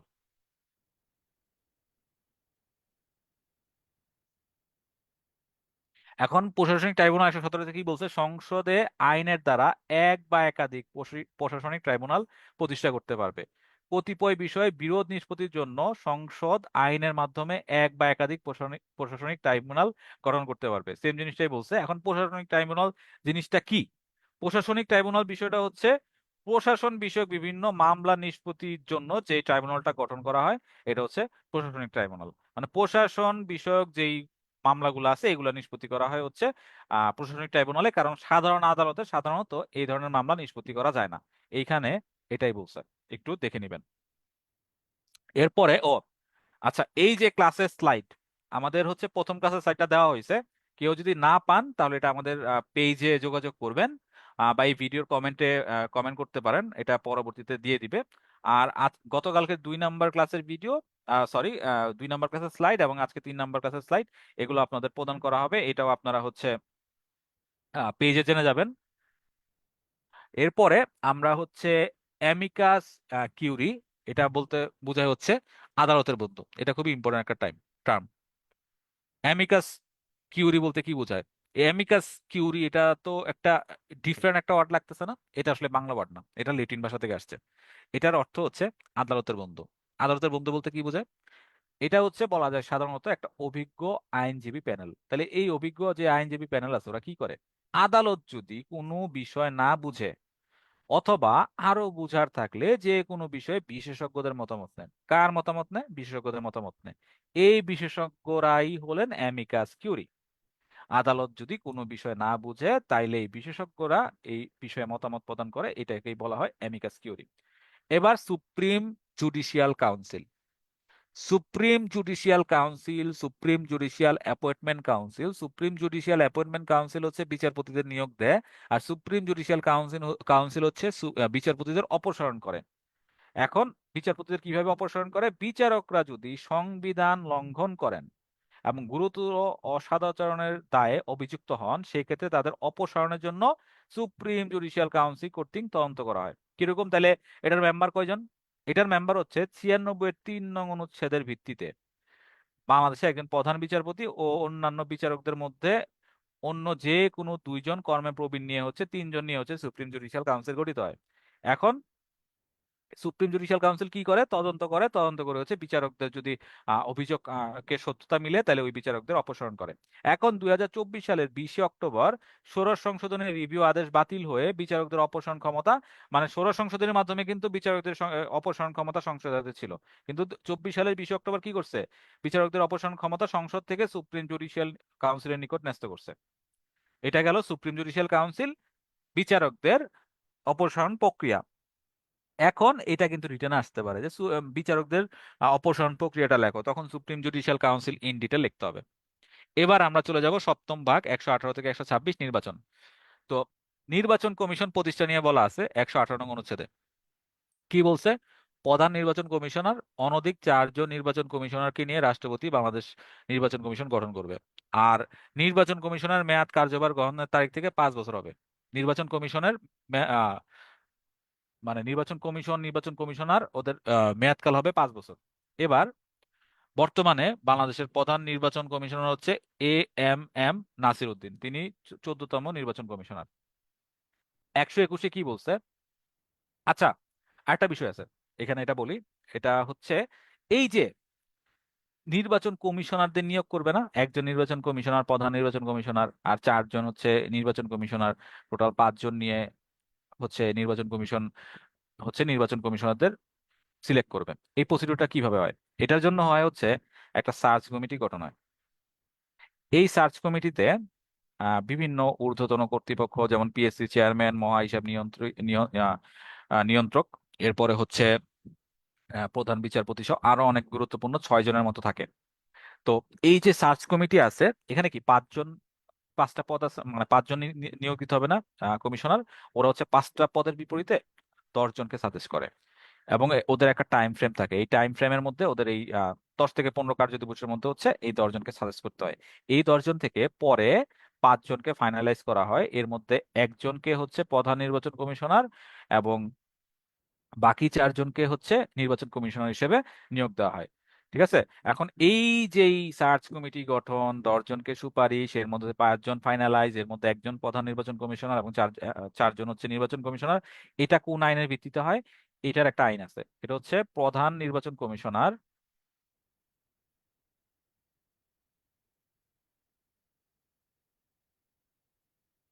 ও অন্যান্য কমিশনার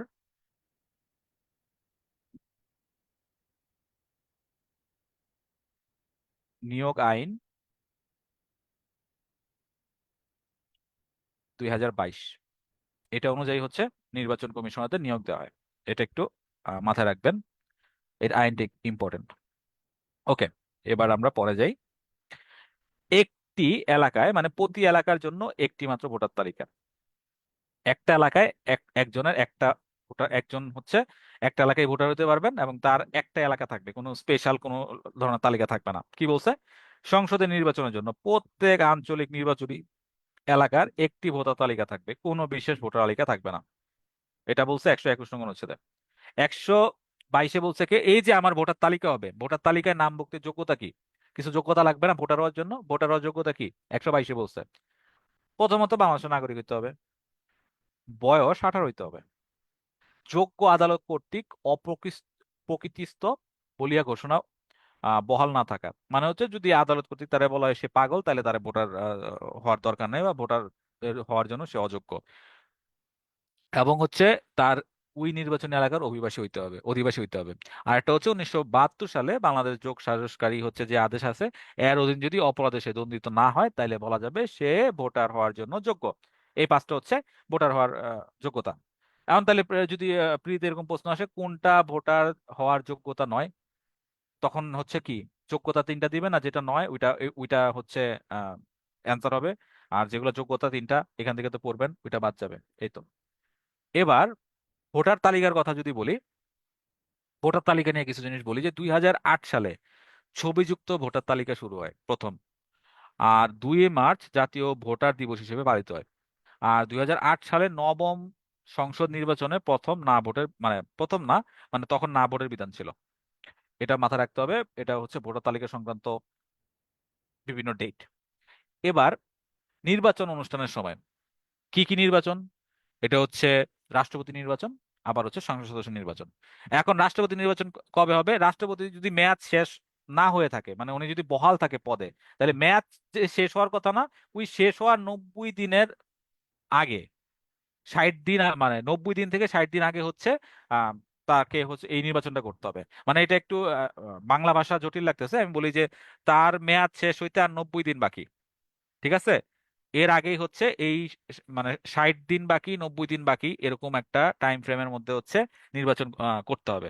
আর যদি এরকম হয় যে তার পদ শূন্য হয়ে জায়গা, তাইলে হচ্ছে শূন্য হওয়ার পরে 90 দিনের মধ্যে নির্বাচন করতে হবে। আর যদি তার পদে বহাল থাকে, তাইলে ওই মেয়াদ শেষ হওয়ার শেষ 60 থেকে 90 দিনের মধ্যে নির্বাচনটা করতে হবে। আর সংসদ নির্বাচন সেম ভাবেই, মেয়াদ শেষ হওয়ার 90 দিন আগে, এবং যদি মেয়াদ শেষ হয়ে যায় বা কোনো কারণে যদি সংসদটা ভেঙে যায়, তাহলে পরবর্তী 90 দিনের মধ্যে নির্বাচন করতে হবে।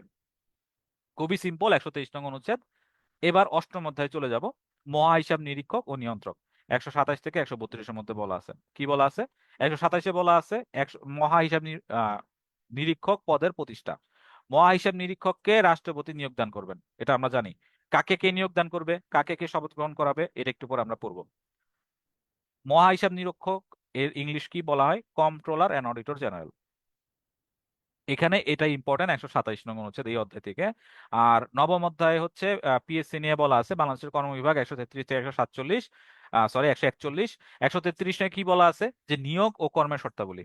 কি বলছে? যে সংসদ আইনের দ্বারা প্রজাতন্ত্রের কর্মে কর্মচারীদের নিয়োগ দিবে এবং কর্মের শর্তাবলী নিয়ন্ত্রণ করতে পারবে। আর এর মাধ্যমে হচ্ছে বাংলাদেশ সরকারি চাকরি নিয়োগ বিধিমালা জারি করা হয়, কত সালে? 1981 সালে। আর 137, এটা কিন্তু প্রিভিয়াস ইয়ার অনেকবার আসছে, পিএসসি প্রতিষ্ঠা নিয়ে বলছে। কি বলছে একটু দেখি। বাংলাদেশের জন্য এক বা একাধিক সরকারি কর্ম কমিশন প্রতিষ্ঠার বিধান করা যাবে, এবং একজন সভাপতি থাকবে, এবং অন্যান্য সদস্যদের নিয়ে প্রত্যেক কমিশন গঠিত হবে। বর্তমানে তাহলে কমিশনের প্রধান কে? বর্তমানে কর্ম কমিশনের চেয়ারম্যান হচ্ছে মোবাশ্বের মোনেম। এবং তার কিন্তু একটা সফলতা আছে, তিনি জয়েন করার পরে এখন পর্যন্ত প্রায় 5টা বিসিএস কন্ডাক্ট করে ফেলছেন। একেবারে তিনি যেই টাইম ফ্রেম দেন, এই টাইম ফ্রেমের মধ্যে একদম প্রিলি রিটেন ভাইভা হয়ে যায়, কোনো পিছানো নাই এক্সাম। তো এইটা একটা ভালো দিক, যে খুব দ্রুত বিসিএস গুলো হচ্ছে। এবং সামনে থেকে তো 1 বছর একটা বিসিএস হবে, যেটা খুব ভালো। আগে কিন্তু একটা বিসিএস হতে প্রায় 2-3 বছর লেগে যেত। এই টাইম ফ্রেমে দেখা যেত যে একটা বিসিএস দিত, ওইটার রেজাল্ট হইতে 2-3 বছর লাগতো, সেই 2-3 বছরে সে আরো 2-3টা বিসিএস দিত। তো দেখা যেত কি তার লাইফ থেকে 2-3 বছর এইভাবে হচ্ছে, একটা বিসিএস হচ্ছে 2-3 বছর লেগে যায়। এভাবে 2-3টা দিলে 5 বছর নাই হয়ে যায়। আমাদের ব্যাচেলার ডিগ্রি শেষ করতে লাগতো 5 বছর, 4 বছর। আর আমাদের বিসিএস জার্নি শেষ করতে লাগে 5-6 বছর। তো এইটা সমাধান করতেছে, 1 বছরের মধ্যে একটা বিসিএস শেষ করবে, যেটা সবার জন্য সুবিধা হবে। আপনারা যারা আমাদের আজকে ক্লাসে আছেন, আহ বেশিরভাগই হচ্ছে দেখা যায় যে মাত্র পাশ করেছেন, বা অনেকেই ভার্সিটি পড়ুয়া স্টুডেন্ট আছেন। তো এই যে 1 বছর একটা বিসিএস শেষ হবে, ফোকাস করবেন এই 1 বা 2 বছর 2টা বিসিএস দেওয়ার মাধ্যমেই এখান থেকে যেন একটা বেস্ট আউটপুট পায়, পান আর কি আপনারা। কারণ আপনারা বারবার লেগে আছেন, 3-4 বছর ধরে লেগে আছেন। এটা অনেক সময় হয় বাই ফেথ, নিয়তির জন্য হয় যে আমার হচ্ছে না, বাট একটা আছে না, আচ্ছা আমি এবার একটু ট্রাই করি, এরপর এবার দিব। এই লেথার্জি, ভালো করে পড়তেছি না, সিরিয়াসনেস নাই, এরকম ভাবে বিসিএস দেওয়ার কোনো মানে হয় না। বিসিএস যদি দিতে চান, এখান থেকে ভালো কিছু পেতে চান, এটা এনশিওর করতে হবে যে আমার পক্ষ থেকে যেন কোনো কমতি না থাকে। সবসময় নিজেকে 2টা প্রশ্ন করবেন। আপনি যে প্রিপারেশন নিতেছেন, নিজেকে প্রশ্ন করবেন আমি কি কোনোভাবে ফাঁকি দিচ্ছি কিনা। উত্তর যদি হয় যে হ্যাঁ আমি ফাঁকি দিচ্ছি, তাহলে তো আপনিই নিজেরই দুর্বলতা আছে, তাহলে ফাঁকিটা দেওয়া যাবে না। যদি উত্তর হয় যে হ্যাঁ না আমি ফাঁকি দিচ্ছি না, আমি পড়তেছি, তাহলে আপনি রাইট ট্র্যাকে আছেন। আর দ্বিতীয় কথা বলবেন যে আমি যে একটু পরিশ্রম করতেছি, এটা কি এনাফ কিনা। যদি মনে হয় এটা এনাফ, তাইলে তো ঠিক আছে, এভাবে চালায় যান। যদি মনে হয় এনাফ না, আমি আরো পরিশ্রম করতে পারতাম, তাহলে পরিশ্রমটা বাড়ায় দেন। যখন আপনি নিজেকে প্রশ্ন করবেন যে আমি ফাঁকি দিচ্ছি কিনা, উত্তর হবে যে না আমি ফাঁকি দিচ্ছি না, আমি এনাফ পরিশ্রম করতেছি, এর বেশি করা পসিবল না, তাইলে দেখবেন কিছু না কিছু একটা হবে। এরপরেও যদি না হয়, অনেক মানে ফাঁকিও দেন নাই, পরিশ্রম করছেন, কিছু পান নাই, তাইলে আসলে দুই তিনটা বিসিএস দেওয়ার পর আসলে এই জার্নিটা হয়তো বা আপনার জন্য না। হ্যাঁ, দেখবেন এরকম যদি ম্যান্ডেটরি থাকে, ফাঁকি দেন নাই, আমি পরিশ্রম করছি, কিছু না কিছু পাবেন। বিসিএস এ প্রত্যেক বছর 2000 জন নেয়, দুই তিনটা ট্রাই করলে প্রায় 6000 জনের মধ্যে আপনার একটা সিট লাগবে। ব্যাংকে প্রত্যেক বছর 4 থেকে 5 হাজার জন নেয়। তো প্রত্যেক বছরই প্রায় 3-4 হাজার তো রিক্রুটমেন্ট হয়। তো আমি যখন বিসিএস প্রিপারেশন নিয়েছি, আমি তো 45তম বিসিএস এ পোষণ ক্যাডারের সুপারিশ প্রাপ্ত, এটা আমার প্রথম লিখিত ছিল, এটা আমার প্রথম ভাইবা ছিল। আমি সবসময় এটাই ভাবতাম, নিজেকে এটাই প্রশ্ন করতাম, আমার প্রিপারেশন কি এনাফ ছিল? আমার মনে হয়েছে আমার প্রিপারেশন এনাফ ছিল। আমার মনে হয়েছে, আমি নিজেকে প্রশ্ন করছি আমি কি কোনোভাবে ফাঁকি দিছি? আমার উত্তর ছিল না, আমি কোনোভাবে ফাঁকি দেই নাই, আমি আমার বেস্ট ট্রাই করছি। এই এই জন্য হয়তোবা সামহাউ আই ওয়াজ লাকি, আমি রিকমেন্ডেড হয়ে গেছি। বাট আমার আশেপাশে যেরকম অনেকে ছিল, দেখা গেছে অনেকে ফার্স্ট অ্যাটেম্পে হয় নাই, সেকেন্ড অ্যাটেম্পে হয়েছে, থার্ড অ্যাটেম্পে হয়েছে। কিন্তু যারা পরিশ্রম করছে, তো চিনি, একসাথে প্রিপারেশন নিয়েছি, বন্ধু বান্ধব যারা পরিশ্রম করছে, নট আ সিঙ্গেল ওয়ান, এমন কোনো আমি ব্যক্তি দেখি নাই যে খালি হাতে ফিরছে। সে ব্যাংকে হলেও চাকরি পাইছে বা কোথাও হলেও চাকরি পাইছে। এটা একটা real life example, not a motivation for you all. যে আপনি যদি পরিশ্রম করেন, 1-2 বছর লেগে থাকেন, কোনো না কোনো চাকরি পাবেনই। এবং বর্তমানে কিন্তু নবম পে স্কেল দিবে সামনে, নবম গ্রেডে যদি ঢুকেন বা দশম গ্রেডে ঢুকেন, একটা স্মার্ট, একটা ডিসেন্ট অ্যামাউন্ট পাবেন, ঠিক আছে?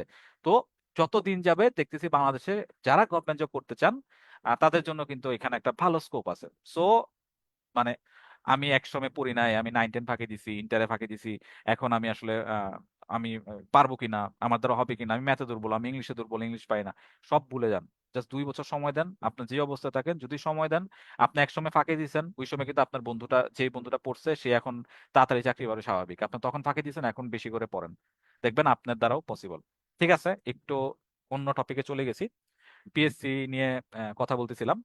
যাই হোক, এবার আমরা চলে যাব নবমের জরুরি বিধানাবলী নিয়ে। আচ্ছা, এখানে কি বলছেন? জরুরি অবস্থা 141-এর এটা খুবই গুরুত্বপূর্ণ একটা অনুচ্ছেদ। 141-এর কথায় বলছে, রাষ্ট্রপতি যদি মনে করেন যুদ্ধ বা বহিরাক্রমণ বা অভ্যন্তরীণ গোলযোগের দ্বারা বাংলাদেশ বিপদের সম্মুখীন, তাহলে তিনি অনধিক 120 দিনের জন্য জরুরি অবস্থা জারি করতে পারবেন। তাহলে জরুরি অবস্থা কয়দিনের জন্য জারি করা যায়? ধরেন প্রিলিতে প্রশ্ন আসছে, জরুরি অবস্থা কয়দিনের জন্য জারি করা যায়? 1 মাস, 2 মাস, 3 মাস, না 4 মাস? আপনি আপনি ভাবলেন এই মাস তো নাই আর্টিকেলে, তাহলে কই? এই যে 120 দিন তো আছে, এটারই মাসে কনভার্ট করে লিখতে হবে। বিভিন্ন রকম প্রশ্ন আসতে পারে, ঠিক আছে? কোন একটা মডেল টেস্টে আমি এরকম প্রশ্ন পাইছিলাম আর কি, তো এই জন্য বললাম।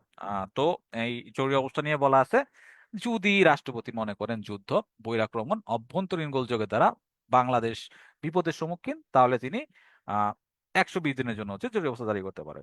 কিন্তু এখানে একটা শর্ত আছে। শর্তটা কি? শর্তটা হচ্ছে, জরুরি অবস্থা ঘোষণার পূর্বে রাষ্ট্রপতিকে অবশ্যই প্রধানমন্ত্রীর প্রতি স্বাক্ষর নিতে হবে। রাষ্ট্রপতি, প্রধানমন্ত্রী এবং প্রধান বিচারপতি নিয়োগ ছাড়া বাকি সব কাজে কি প্রধানমন্ত্রীর পরামর্শ নিতে হয়। এটা কিন্তু আমরা লাস্ট ক্লাসে পড়ছিলাম। যারা লাস্ট 2টা ক্লাস করেন নাই, P2 এর পেজে আছে, 2টা ক্লাস করে নেবেন। ওকে, এবার জরুরি অবস্থার সময় কিছু কিছু অনুচ্ছেদ স্থগিত থাকে। এটা 141-এর 2-এ বলা আছে। কোনগুলো অনুচ্ছেদ? 36, 37, 38, 39, 40 এবং 42। এই 6টা অনুচ্ছেদ হচ্ছে স্থগিত করা হয়। আর দশম ভাগে সংবিধান সংশোধনী 142 নং অনুচ্ছেদে বলা আছে যে সংবিধানের হচ্ছে বিধান সংশোধনের ক্ষমতা কি? এটা হচ্ছে সংসদ আইন দ্বারা এই সংবিধানের কোনো বিধান সংযোজন, পরিবর্তন, প্রতিস্থাপন এবং রহিতকরণের দ্বারা সংশোধিত হবে। সংবিধান সংশোধন করতে হলে কি হবে? মোটামুটি 2/3 ভোটের প্রয়োজন হবে। আর বিলটা পাশ হওয়ার পর সংশোধনী বিল, যেটা রাষ্ট্রপতি 7 দিনের মধ্যে বিলটিতে সম্মতি দিবেন। তিনি সম্মতি যদি দিতে না পারেন, অসমর্থ হন, তাহলে এই 7 দিন মেয়াদ অবসানের পরে তিনি এটারে সম্মতি দিচ্ছেন বলে গণ্য হবে। যেটা বলছিলাম, রাষ্ট্রপতির কাছে যাতে একটা ফর্মালিটির জন্য যায়, তিনি এর মধ্যে সাইন দিলে দিবেন, যদি না দেয় তাহলে উনি দিচ্ছেন বলে গণ্য হবে। এবার একাদশ বিভাগ, এখানে হচ্ছে 11তম চ্যাপ্টার। এখানে 143 থেকে 153 অনুচ্ছেদ আছে। 143, এটা কিন্তু অনেকেই পড়ে না, প্রজাতন্ত্রের সম্পত্তি নিয়ে। এখন আপনাদের যদি একটা প্রশ্ন করা হয় যে সুনীল অর্থনীতি নিয়ে সংবিধানে কোথায় বলা আছে, তাহলে 143 নং অনুচ্ছেদে বলা আছে। কিভাবে বলা আছে বলতেছি। 143-এ বলছে যে বাংলাদেশের সম্পত্তি কি কি। বাংলাদেশের সম্পত্তি হচ্ছে বাংলাদেশের যে কোনো ভূমির ভিতরে অন্তঃস্থ খনিজ এবং অন্যান্য মূল্য সম্পন্ন সামগ্রী। এটা হচ্ছে বাংলাদেশের সরকারের সম্পত্তি। ধরেন আপনি একটা জায়গা কিনলেন, আপনার জায়গার ভিতরে একটা খনি পাইলেন, স্বর্ণের খনি পাইলেন, তেলের খনি পাইলেন, তাইলে এটার মালিক কি আপনি? না, আপনি খালি জমির মালিক। সংবিধান অনুযায়ী রাষ্ট্র বলছে যে যে ভূমির ভিতরে যদি কোনো খনিজ থাকে বা মূল্যবান সামগ্রী থাকে, তাহলে সেটার মালিক হচ্ছে রাষ্ট্র। আপনি কিন্তু একটা জায়গা কিনা এটার ভিতরে স্বর্ণের খনি পাইলে দাবি করতে পারবেন না, এটা কিন্তু রাষ্ট্র নিয়ে নিবে সংবিধান অনুসারে। এটা প্রথম কথা। 143-এর কথা বলছে। 143-এর কথা কি বলছে? বাংলাদেশের রাষ্ট্রীয় জলসীমার অন্তর্বর্তী মহাসাগরের অন্তঃস্থ বাংলাদেশের মহিষ ও পানের উপরস্থ ভূমি, খনিজ ও অন্যান্য মূল্য সম্পন্ন সামগ্রী সরকারের। মানে এই যে সুনীল অর্থনীতি হচ্ছে, কি বলা আছে, সমুদ্রের ভিতরে যেই সম্পদগুলো আছে, এই প্রত্যেকটা বিষয় কি, এই প্রত্যেকটা সম্পত্তি হচ্ছে সরকারের। এছাড়াও বলছে কি, বাংলাদেশে অবস্থিত প্রকৃত মালিকবিহীন যে কোনো সম্পত্তি, ধরেন একটা জমি পড়ে আছে, এর কোনো মালিক নাই, তাহলে এটা সরকারের, অটোমেটিক সরকারের, এরকম। ঠিক আছে? এটা 143-এ বলা আছে। 145-এ কি বলছে? 145 নং অনুচ্ছেদে বলছে চুক্তি ও দলিল, প্রজাতন্ত্রের নির্বাহী কর্তৃত্বে চুক্তি ও দলিল রাষ্ট্রপতি কর্তৃক প্রণীত বলে প্রকাশ হবে। এটা হচ্ছে চুক্তি ও দলিল 145। 145-এর ক, আন্তর্জাতিক চুক্তি নিয়ে বলছে কি, বিদেশের সাথে সম্পাদিত সকল চুক্তি রাষ্ট্রপতির নিকট পেশ করা হবে, আর রাষ্ট্রপতি তার সংসদে পেশ করার ব্যবস্থা করবেন। তবে জাতীয় নিরাপত্তার সহিত সংশ্লিষ্ট যদি মনে হয় যে এটা জাতীয় নিরাপত্তার সাথে এটা সাংঘর্ষিক, তাইলে হচ্ছে কি, চুক্তি সংসদের গোপন বৈঠকে পেশ করা হবে, যদি মনে হয় যে নিরাপত্তার সাথে সংশ্লিষ্ট। এটা 145-এর ক, আন্তর্জাতিক চুক্তি। 146 বলছে কি, বাংলাদেশের নামে মামলা, মানে বাংলাদেশ এই নামে বাংলাদেশ সরকার কর্তৃক বা বাংলাদেশের সরকারের বিরুদ্ধে মামলা দায়ের করা যাবে। সিম্পল। 153-তে কি বলছে? সংবিধানকে গণপ্রজাতন্ত্রী বাংলাদেশের সংবিধান বলে উল্লেখ করা হবে। বাংলা এবং ইংরেজি দুইটা পাঠের মধ্যে যদি বিরোধের সৃষ্টি হয়, তাহলে বাংলা পাঠ প্রাধান্য পাবে। এটা 153 নং অনুচ্ছেদে বলছে। এই মোটামুটি ছিল আমাদের গণপ্রজাতন্ত্রী বাংলাদেশের সংবিধান। সংবিধান অনেক ক্ষেত্রে ইন্টারেস্টিং, অনেক ক্ষেত্রে বই পড়ি। এটা তো আইন। হ্যাঁ, এখানে আমরা আইন পড়াইছি, ধারাগুলা পড়াইছি, কিছু ছন্দ পড়াইছি। এগুলো শুনতে বোরিং লাগবে, আইনের ভিতরে ব্যাখ্যা পড়াইছি। এটা যখন রেগুলার প্র্যাকটিস করবেন, তখন দেখবেন এটা মোটামুটি ইজি লাগবে। এবার আমরা তফসিলে যাই। তফসিল হচ্ছে কোনো একটা বিষয়ে ডিটেল বর্ণনা। ঠিক আছে? এর বাংলা অর্থ হচ্ছে বিবরণ। কোনো বিষয়ে আলোচনার পর সেই আলোচনাকে পূর্ণাঙ্গ করার জন্য অতিরিক্ত যদি বিবরণ প্রয়োজন হয়, তো উক্ত অতিরিক্ত আলোচনাকে হচ্ছে তফসিল বলে। বাংলাদেশের হচ্ছে সংবিধানে 7টা তফসিল আছে। 1972 সালের সংবিধানে হচ্ছে 4টা ছিল, 15তম সংশোধনীতে 3টা যুক্ত করছে, মোট হচ্ছে 7টা আছে। তফসিলগুলো কি? গুরুত্বপূর্ণ কিছু তফসিল দেখি। যে প্রথম তফসিল বলছে অন্যান্য বিধান সত্ত্বেও কার্যকর আইন, এটা 47 নং অনুচ্ছেদে যেটা আছে। এরপরে রাষ্ট্রপতি নির্বাচন, এটা বর্তমানে বিলুপ্ত। তৃতীয় তফসিল হচ্ছে শপথ গ্রহণ। ঠিক আছে? এখন এই শপথ গ্রহণ, কে কাকে শপথ গ্রহণ করা, এটা আমরা একটু পরে পড়বো। চতুর্থ তফসিল বলছে ক্রান্তিকালীন ও এই বিধানাবলী, এটা 150-এর 1 নং অনুচ্ছেদে আছে। এবার কিছু গুরুত্বপূর্ণ সংশোধনী পড়বো। প্রথম যে সংশোধনীটা হয়েছিল, এটার বিষয়বস্তু ছিল হচ্ছে 93,000 যে যুদ্ধাপরাধী ছিল, এদের বিচার সহ অন্যান্য মানবতা বিরোধী অপরাধের বিচার সংক্রান্ত সংশোধনী। 2 নাম্বার যে সংশোধনী, এটা ছিল জরুরি অবস্থার বিধান হচ্ছে সংবিধানে যুক্ত করা, এটা নিয়ে হচ্ছে সংশোধনী ছিল, এবং জরুরি অবস্থায় সংবিধানের কোন কোন অনুচ্ছেদ হচ্ছে স্থগিত থাকবে এই বিষয়ে বলা আছে। তৃতীয় যে সংশোধনী, এটা হচ্ছে কি, মুজিব ইন্দিরা সীমান্ত চুক্তি সংবিধানে সংযোজন করা হয়েছে, ভারতকে বেরুবারি হস্তান্তর করা হয়েছিল। ওকে, সরি। চতুর্থ সংশোধনী, এটা কিন্তু প্রথম সংসদে হয়। প্রথম সংসদে সবচেয়ে বেশি সংশোধনী হয়, টোটাল 4টা। এটা মাথায় রাখবেন। আচ্ছা, আমি একটু পানি খাই, একটু 1 মিনিটের একটা ব্রেক নিচ্ছি আমরা।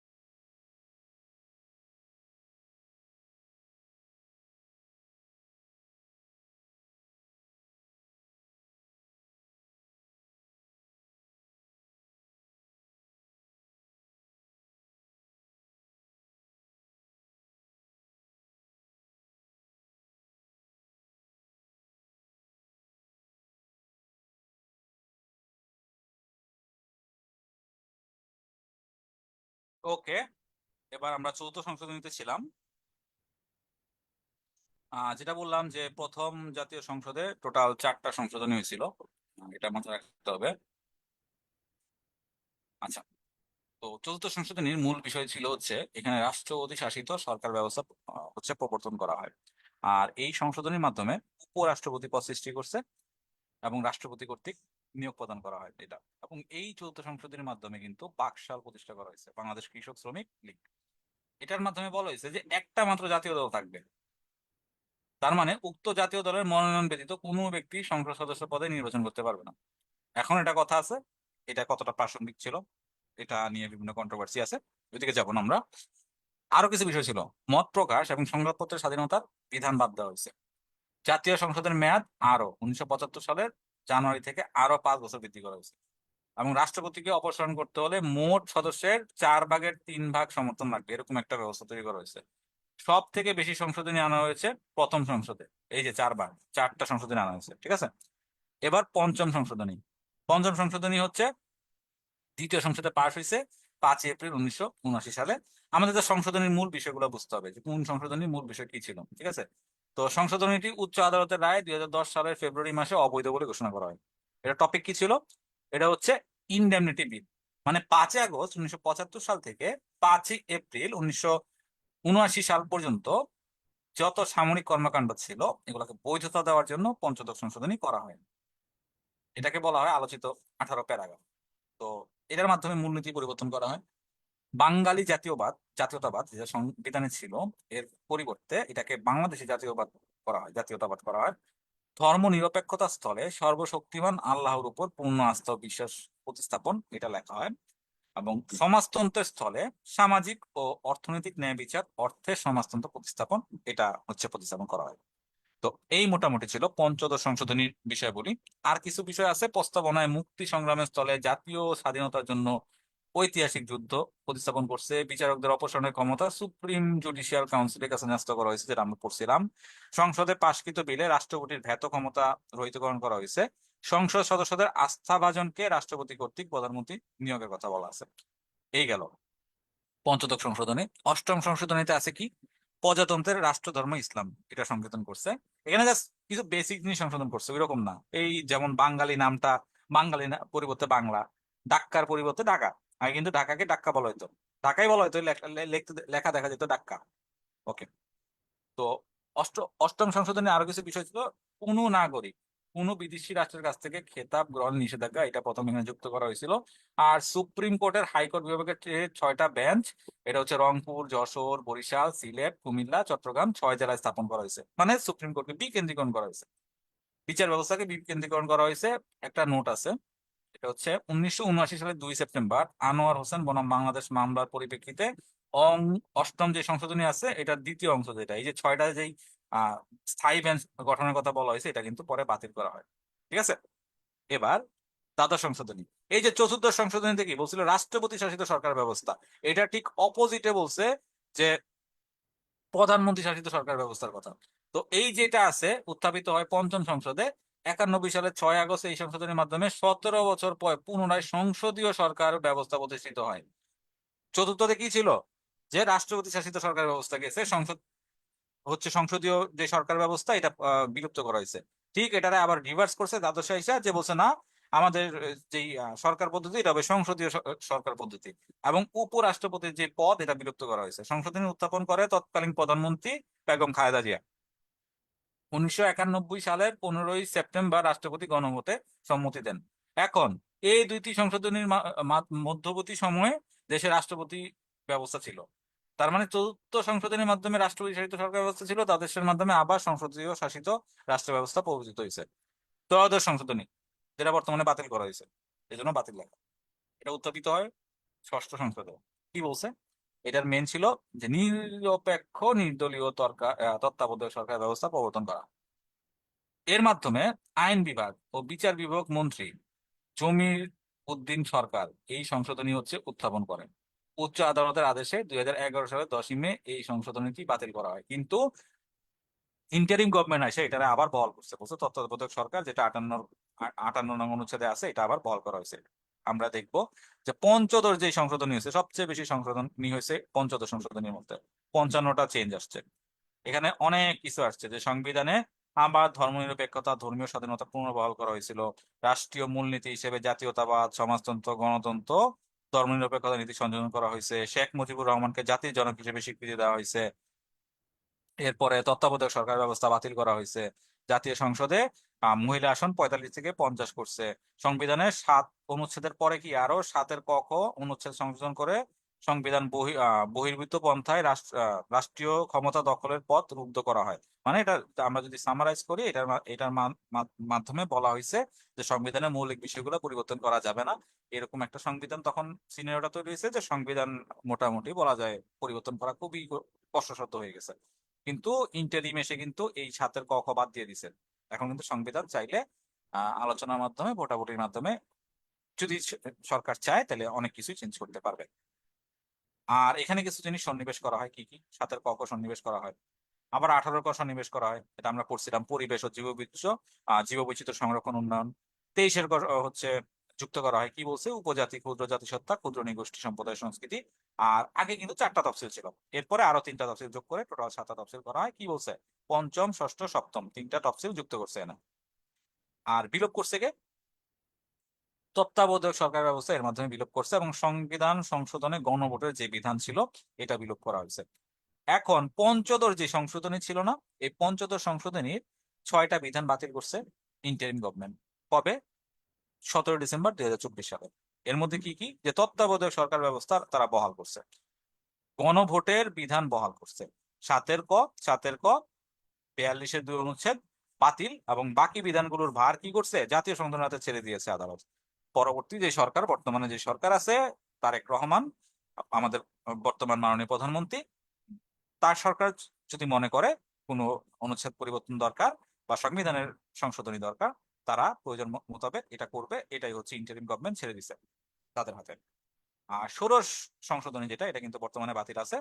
এই সংশোধনীতে বলা হয়েছে যে পুনর্স্থাপনের মাধ্যমে বিচারপতিদের অপসারণের ক্ষমতা সংসদকে ফিরিয়ে দেওয়া হয়েছে। কিন্তু বর্তমানে কি, এই বিচারপতিদের অপসারণ ক্ষমতা ষোড়শ সংশোধনীর মাধ্যমে সংসদের হাতে ন্যস্ত করা হয়েছিল, কিন্তু বর্তমানে এটা আবার কার হাতে, সুপ্রিম জুডিশিয়াল কাউন্সিলের হাতে। আশা করতেছি রিলেট করতে পারতেছেন। আর লাস্ট হচ্ছে সপ্তদশ সংশোধনী। আমাদের টোটাল 17টা সংশোধনী হয়েছে, এর মধ্যে গুরুত্বপূর্ণ গুলো নিয়ে আমরা আলোচনা করলাম। 17 নং সংশোধনীতে হচ্ছে সংরক্ষিত যে 50টা নারী আসন আছে না, ওই যে আমরা 65-তে পড়ছিলাম, 2044 সাল পর্যন্ত বাড়ানো হয়েছে।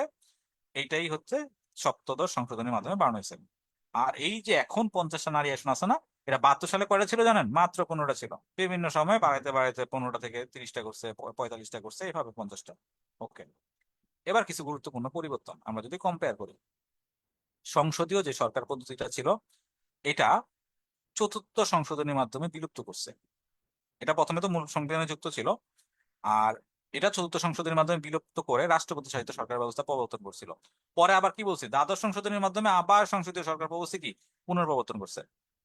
আবার প্রস্তাবনায় যে মুক্তি সংগ্রাম, এটা কিন্তু আমাদের মূল সংবিধানে যুক্ত ছিল, কিন্তু এটা পঞ্চদশ সংশোধনীর মাধ্যমে বিলুপ্ত করা হয়েছে। পরে আবার পঞ্চম সংশোধনীর মাধ্যমে বিলুপ্ত করা হয়েছে, পঞ্চদশের মাধ্যমে পরে আবার পুনর্প্রবর্তন করছে। ধর্মনিরপেক্ষতা, বাঙালি জাতীয়তাবাদ, এই দুইটাই কি মূল সংবিধানে ছিল। এটা পঞ্চম সংশোধনীর মাধ্যমে বিলুপ্ত করা হয়েছিল, আবার পঞ্চদশের মাধ্যমে পুনর্প্রবর্তন করা হয়েছে। আর রাষ্ট্রপতি নির্বাচনে প্রত্যক্ষ ভোট, এটা কিন্তু চতুর্থ সংশোধনীর মাধ্যমে যুক্ত করা হয়েছে, কিন্তু দ্বাদশ সংশোধনীর মাধ্যমে বিলুপ্ত করা হয়েছে। উপরাষ্ট্রপতি পদটাও চতুর্থ সংশোধনীর মাধ্যমে হচ্ছে যুক্ত করা হয়েছিল, দ্বাদশ সংশোধনীর মাধ্যমে বিলুপ্ত করা হয়েছে। উপপ্রধানমন্ত্রী পদটা পঞ্চম সংশোধনীতে যুক্ত করা হয়েছিল, দ্বাদশ সংশোধনীতে বিলুপ্ত করছে। সুপ্রিম জুডিশিয়াল কাউন্সিল যুক্ত ছিল পঞ্চম সংশোধনীর মাধ্যমে, আর বিলুপ্ত হয়েছে ষোড়শ সংশোধনীর মাধ্যমে। কিন্তু ইন্টারিম এসে 2024 সালের 20 অক্টোবর এটা আবার পুনর্বহাল করছে। নির্দলীয় তত্ত্বাবধায়ক সরকার সংক্রান্ত যেই সংশোধনীটা ছিল, এটা কিন্তু সংবিধানের ত্রয়োদশ সংশোধনীর মাধ্যমে যুক্ত করছে। পরে পঞ্চদশ সংশোধনীর মাধ্যমে এটা আবার বাদ দিছে। পরে ইন্টারিম এসে এটা আবার পুনর্প্রবর্তন করছে। এই বিষয়গুলা যে আছে, যেটা কোন সংশোধনীতে যুক্ত ছিল বা মূল সংবিধানে যুক্ত ছিল কিনা, এটা বিলুপ্ত হয়েছে কিনা, বা এটা আবার পুনর্প্রবর্তন হয়েছে কিনা, এই কম্পারিজনটা আমরা এই চার্টের মাধ্যমে দেখাই দিছি। তাইলে এটা কি, যাতে আপনাদের পড়তে সুবিধা হয়। ঠিক আছে, এবার আমরা চলে যাব যে সবচেয়ে বেশি সংশোধনী হয়েছে প্রথম সংসদে, 4 বার। সব থেকে বেশি ভোট পড়ছে ষোড়শ সংশোধনীতে, 327 আর 2 ভোট। আর যে দুটি সংশোধনীর মধ্যবর্তী সময়ে দেশের রাষ্ট্রপতি ব্যবস্থা চালু ছিল, এটা হচ্ছে চতুর্থ থেকে দ্বাদশ, এটা পড়ছিলাম। চতুর্থের মাধ্যমে কি রাষ্ট্রপতি শাসিত সরকার ব্যবস্থা করছে, দ্বাদশে কি করছে সংসদীয় সরকার ব্যবস্থা করছে। তার মানে দুইটার মধ্যবর্তী সময়ে রাষ্ট্রপতি শাসিত সরকার ব্যবস্থা ছিল। আর বিল পাস হওয়ার পরে রাষ্ট্রপতি অনুমোদন চায় চতুর্থ সংশোধনী। আর এই পর্যন্ত সংবিধান সংশোধন হয়নি কোথায়? সপ্তম এবং 11তম সংসদে, দুইটা সংসদে হচ্ছে কোনো সংশোধনী হয় নাই সংবিধানের। ওকে। আর কিছু বিষয় যদি বলি, সংবিধান সংশোধনীতে গণভোটের কথা যদি বলি, 78 সালে দ্বিতীয় ঘোষণাপত্র দ্বারা সংযোজিত হয়, যা পঞ্চম সংশোধনী দ্বারা সমর্থিত হয়। গণভোটের পক্ষে সম্মতি দ্বাদশ সংশোধনীতে, গণভোট বাতিল হয় পঞ্চদশ সংশোধনী দ্বারা। এখানে জাস্ট মেইন যেই কিছু ইনফরমেশন দিয়ে দিচ্ছি, এগুলো একটু গোথ্রো করে যাবেন পরীক্ষার আগে। এগুলো হচ্ছে বারবার ভুল হয় যদি এখান থেকে প্রশ্ন আসে। আর যে কয়টি সংশোধনী আদালত কর্তৃক অবৈধ ঘোষিত হয়েছে, চারটা কি, 5, 7, 13 এবং 16। আর 15তম সংশোধনী 6টা বিধান কিন্তু বাতিল করছে আদালত ইন্টারিমের সময়, 2024 সালে। আর বয়স সীমা নিয়ে আমরা কিছু জিনিস কম্পারিজন করব। এখন আমরা তো সংবিধান শেষ, এখন যেই বিষয়গুলা আমাদের মনে থাকে না বা যেই বিষয়গুলো প্যাচ লাগতে পারে, এই বিষয়গুলো আমরা একটু ক্লিয়ার করতেছি। ওকে। অবসরের বয়স, সরকারি কর্মকর্তাদের অবসরের বয়স হচ্ছে 59। পিএসসির যে চেয়ারম্যান এবং মহাহিসাব নিরীক্ষক, তাদের অবসরের বয়স হচ্ছে 65। বিচারপতি এবং গবেষকদের অবসরের বয়স 67 বছর। অ্যাটর্নি জেনারেল হচ্ছে রাষ্ট্রপতির ইচ্ছায় অনিচ্ছায় হচ্ছে নির্ভর করে। আর বাংলাদেশ ব্যাংকের গভর্নর এবং নির্বাচনের কমিশনের অবসরের কোনো নির্দিষ্ট মেয়াদ নাই। এই গেল অবসরের বয়স। আর কার্যভার গ্রহণ থেকে কাদের মেয়াদ 5 বছর, কাদের মেয়াদ 4 বছর, এখানে একটা কনফিউশন আসে। ঠিক আছে, আমি আগে 4 বছর কাদের বলি। 4 বছর খুবই কম। বিশ্ববিদ্যালয়ের ভিসি 4 বছর থাকতে পারবে মেয়াদে, বাংলাদেশ ব্যাংকের গভর্নর 4 বছর থাকতে পারবে, আর 3 বাহিনীর প্রধান 4 বছর থাকতে পারবে। বাকি যা আছে, রাষ্ট্রপতি, প্রধানমন্ত্রী, সংসদ সদস্য, জাতীয় অধ্যাপক, নির্বাচন কমিশনার এবং হচ্ছে সরকারি কর্ম কমিশনের সদস্য, তারা হচ্ছে 5 বছর থাকতে পারবে। আশা করি বুঝতে পারছেন। আর প্রফেসর এমিরেটাস, এটা হচ্ছে 76 বছর। আর প্রধান বিচারপতি অবসর পর্যন্ত প্রায় 67 বছর পর্যন্ত থাকতে পারবে। আর কমপক্ষে বয়সের যে কথাটা বলছিলাম, যে প্রধানমন্ত্রী, এমপি, মেয়র, ইউপি চেয়ারম্যান বা সদস্য 25 বছর হতে হবে মিনিমাম। রাষ্ট্রপতি আর মানবাধিকার কমিশনের চেয়ারম্যান বা সদস্য হইতে হলে বয়স 35 হইতে হবে। ভোটার তালিকার যোগ্যতা বা ভোটার তালিকার জন্য যোগ্য হইতে হলে 18 বছর বয়স হইতে হবে। আর নির্বাচন কমিশনার হইতে হলে 50 বছর হইতে হবে। কে কাকে শপথ পড়ান, এটা একটু গুরুত্বপূর্ণ। সংবিধানের 148 নং অনুচ্ছেদ এবং তৃতীয় তফসিল অনুযায়ী রাষ্ট্রপতি যাদের শপথ গ্রহণ করান, প্রধানমন্ত্রী ও অন্যান্য যে মন্ত্রীরা আছে, এছাড়াও প্রতিমন্ত্রী ও উপমন্ত্রী, প্রধানমন্ত্রী, মন্ত্রী, প্রতিমন্ত্রী, উপমন্ত্রী, যত মন্ত্রী আছে সবাইকে রাষ্ট্রপতি শপথ গ্রহণ করান। এছাড়াও স্পিকার, ডেপুটি স্পিকার আর প্রধান বিচারপতি। ঠিক আছে, এবার প্রধান বিচারপতি কাদের শপথ গ্রহণ করান? প্রধান বিচারপতিকে তো রাষ্ট্রপতি শপথ গ্রহণ করান, আবার প্রধান বিচারপতি আবার রাষ্ট্রপতিকে শপথ গ্রহণ করান। ঠিক আছে, দুইজন দুইজনকে শপথ গ্রহণ করান। এবার বিচারপতি শপথ গ্রহণ করে এসে তিনি পিএসসির চেয়ারম্যান এবং সদস্যদের হচ্ছে শপথ গ্রহণ করান। সুপ্রিম কোর্টের অন্যান্য বিচারপতিকে শপথ গ্রহণ করান। মহাহিসাব নিরীক্ষক ও নিয়ন্ত্রককে শপথ গ্রহণ করান। প্রধান নির্বাচন কমিশনার ও অন্যান্য কমিশনারকে হচ্ছে শপথ গ্রহণ করান। তাইলে এদের হচ্ছে প্রধান বিচারপতি শপথ গ্রহণ করান। আর স্পিকার কাদের শপথ গ্রহণ করেন, এটা খুবই ইম্পর্টেন্ট। স্পিকার হচ্ছে, আচ্ছা, আমি রাষ্ট্রপতি বিচারপতিকে কিন্তু স্পিকার হচ্ছে শপথ করান, এটা এটা মাথা রাখবেন। আমি কিন্তু বলে ফেলছি রাষ্ট্রপতি, সরি। তো স্পিকার কাদের করায়? রাষ্ট্রপতিকে এবং হচ্ছে সংসদ সদস্যকে। সংসদ সদস্যদের স্পিকার করা, এটা মাথায় রাখতে হবে, এটা খুবই ইম্পর্টেন্ট। সংসদ সদস্যদের স্পিকার শপথ গ্রহণ করান। আরেকবার যদি একটু দেখি, দেখেন, রাষ্ট্রপতি হচ্ছে প্রধানমন্ত্রী, মন্ত্রীগণ, প্রতিমন্ত্রী, উপমন্ত্রী, স্পিকার, ডেপুটি স্পিকার, প্রধান বিচারপতি, এরপরে হচ্ছে বিচারপতিদের এনারা। আর স্পিকার কাদের করান? রাষ্ট্রপতি ও সংসদ সদস্যদের।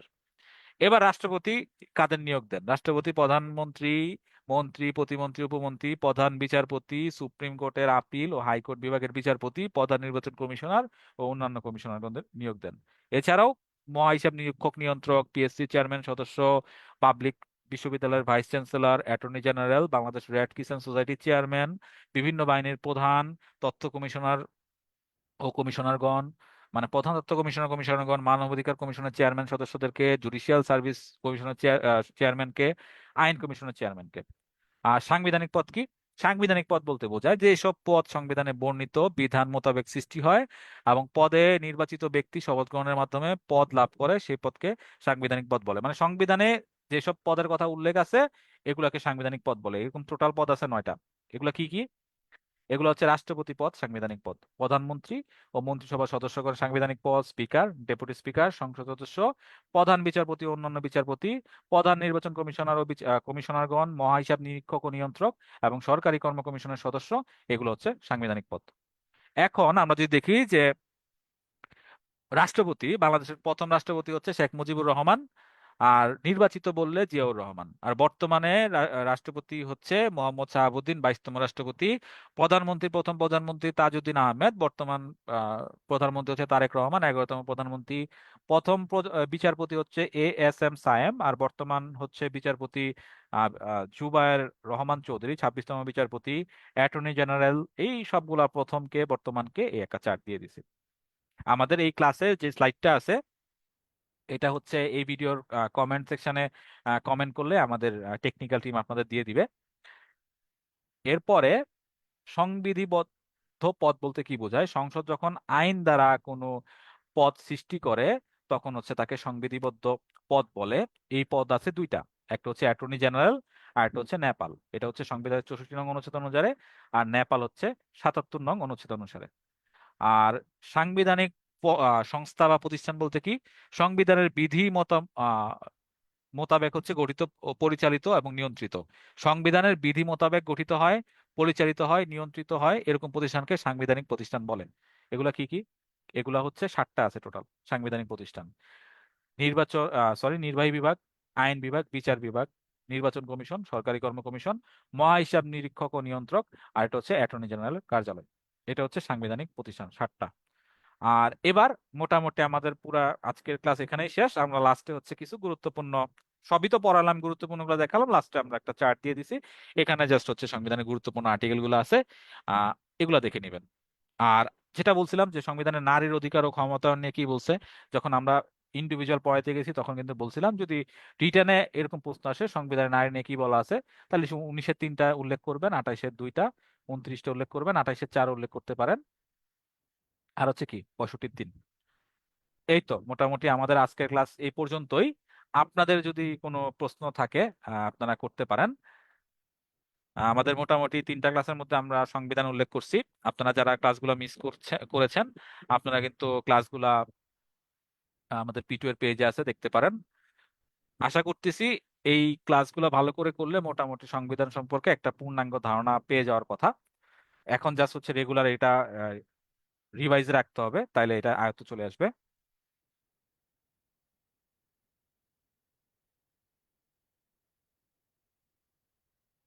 আপনাদের ক্লাসটা কেমন লাগলো আপনারা এটাও বলতে পারেন। আপনাদের কি আমরা ভালোভাবে বোঝাতে পারছি কিনা আপনারা রিভিউ দিতে পারেন, কেমন ছিল ক্লাস। আহ, আপনাদের সাথে আমি এতক্ষণ ক্লাস জুড়ে ছিলাম হাসিব হোসেন মজুমদার। আপনাদের সাথে এই সামনে কিন্তু আমাদের 20 জুলাই থেকে প্রিলি রিটেন কম্বাইন্ড কোর্স চালু হচ্ছে। এই কোর্সে আপনাদের সাথে থাকবো আমি। ইনশাল্লাহ ক্লাসে দেখা হবে। আচ্ছা, যেহেতু আপনাদের প্রশ্ন নাই তাহলে আমরা ক্লাসটা এখানেই শেষ করতেছি। সবার জন্য শুভকামনা রইল। Best of luck. Okay, thank you.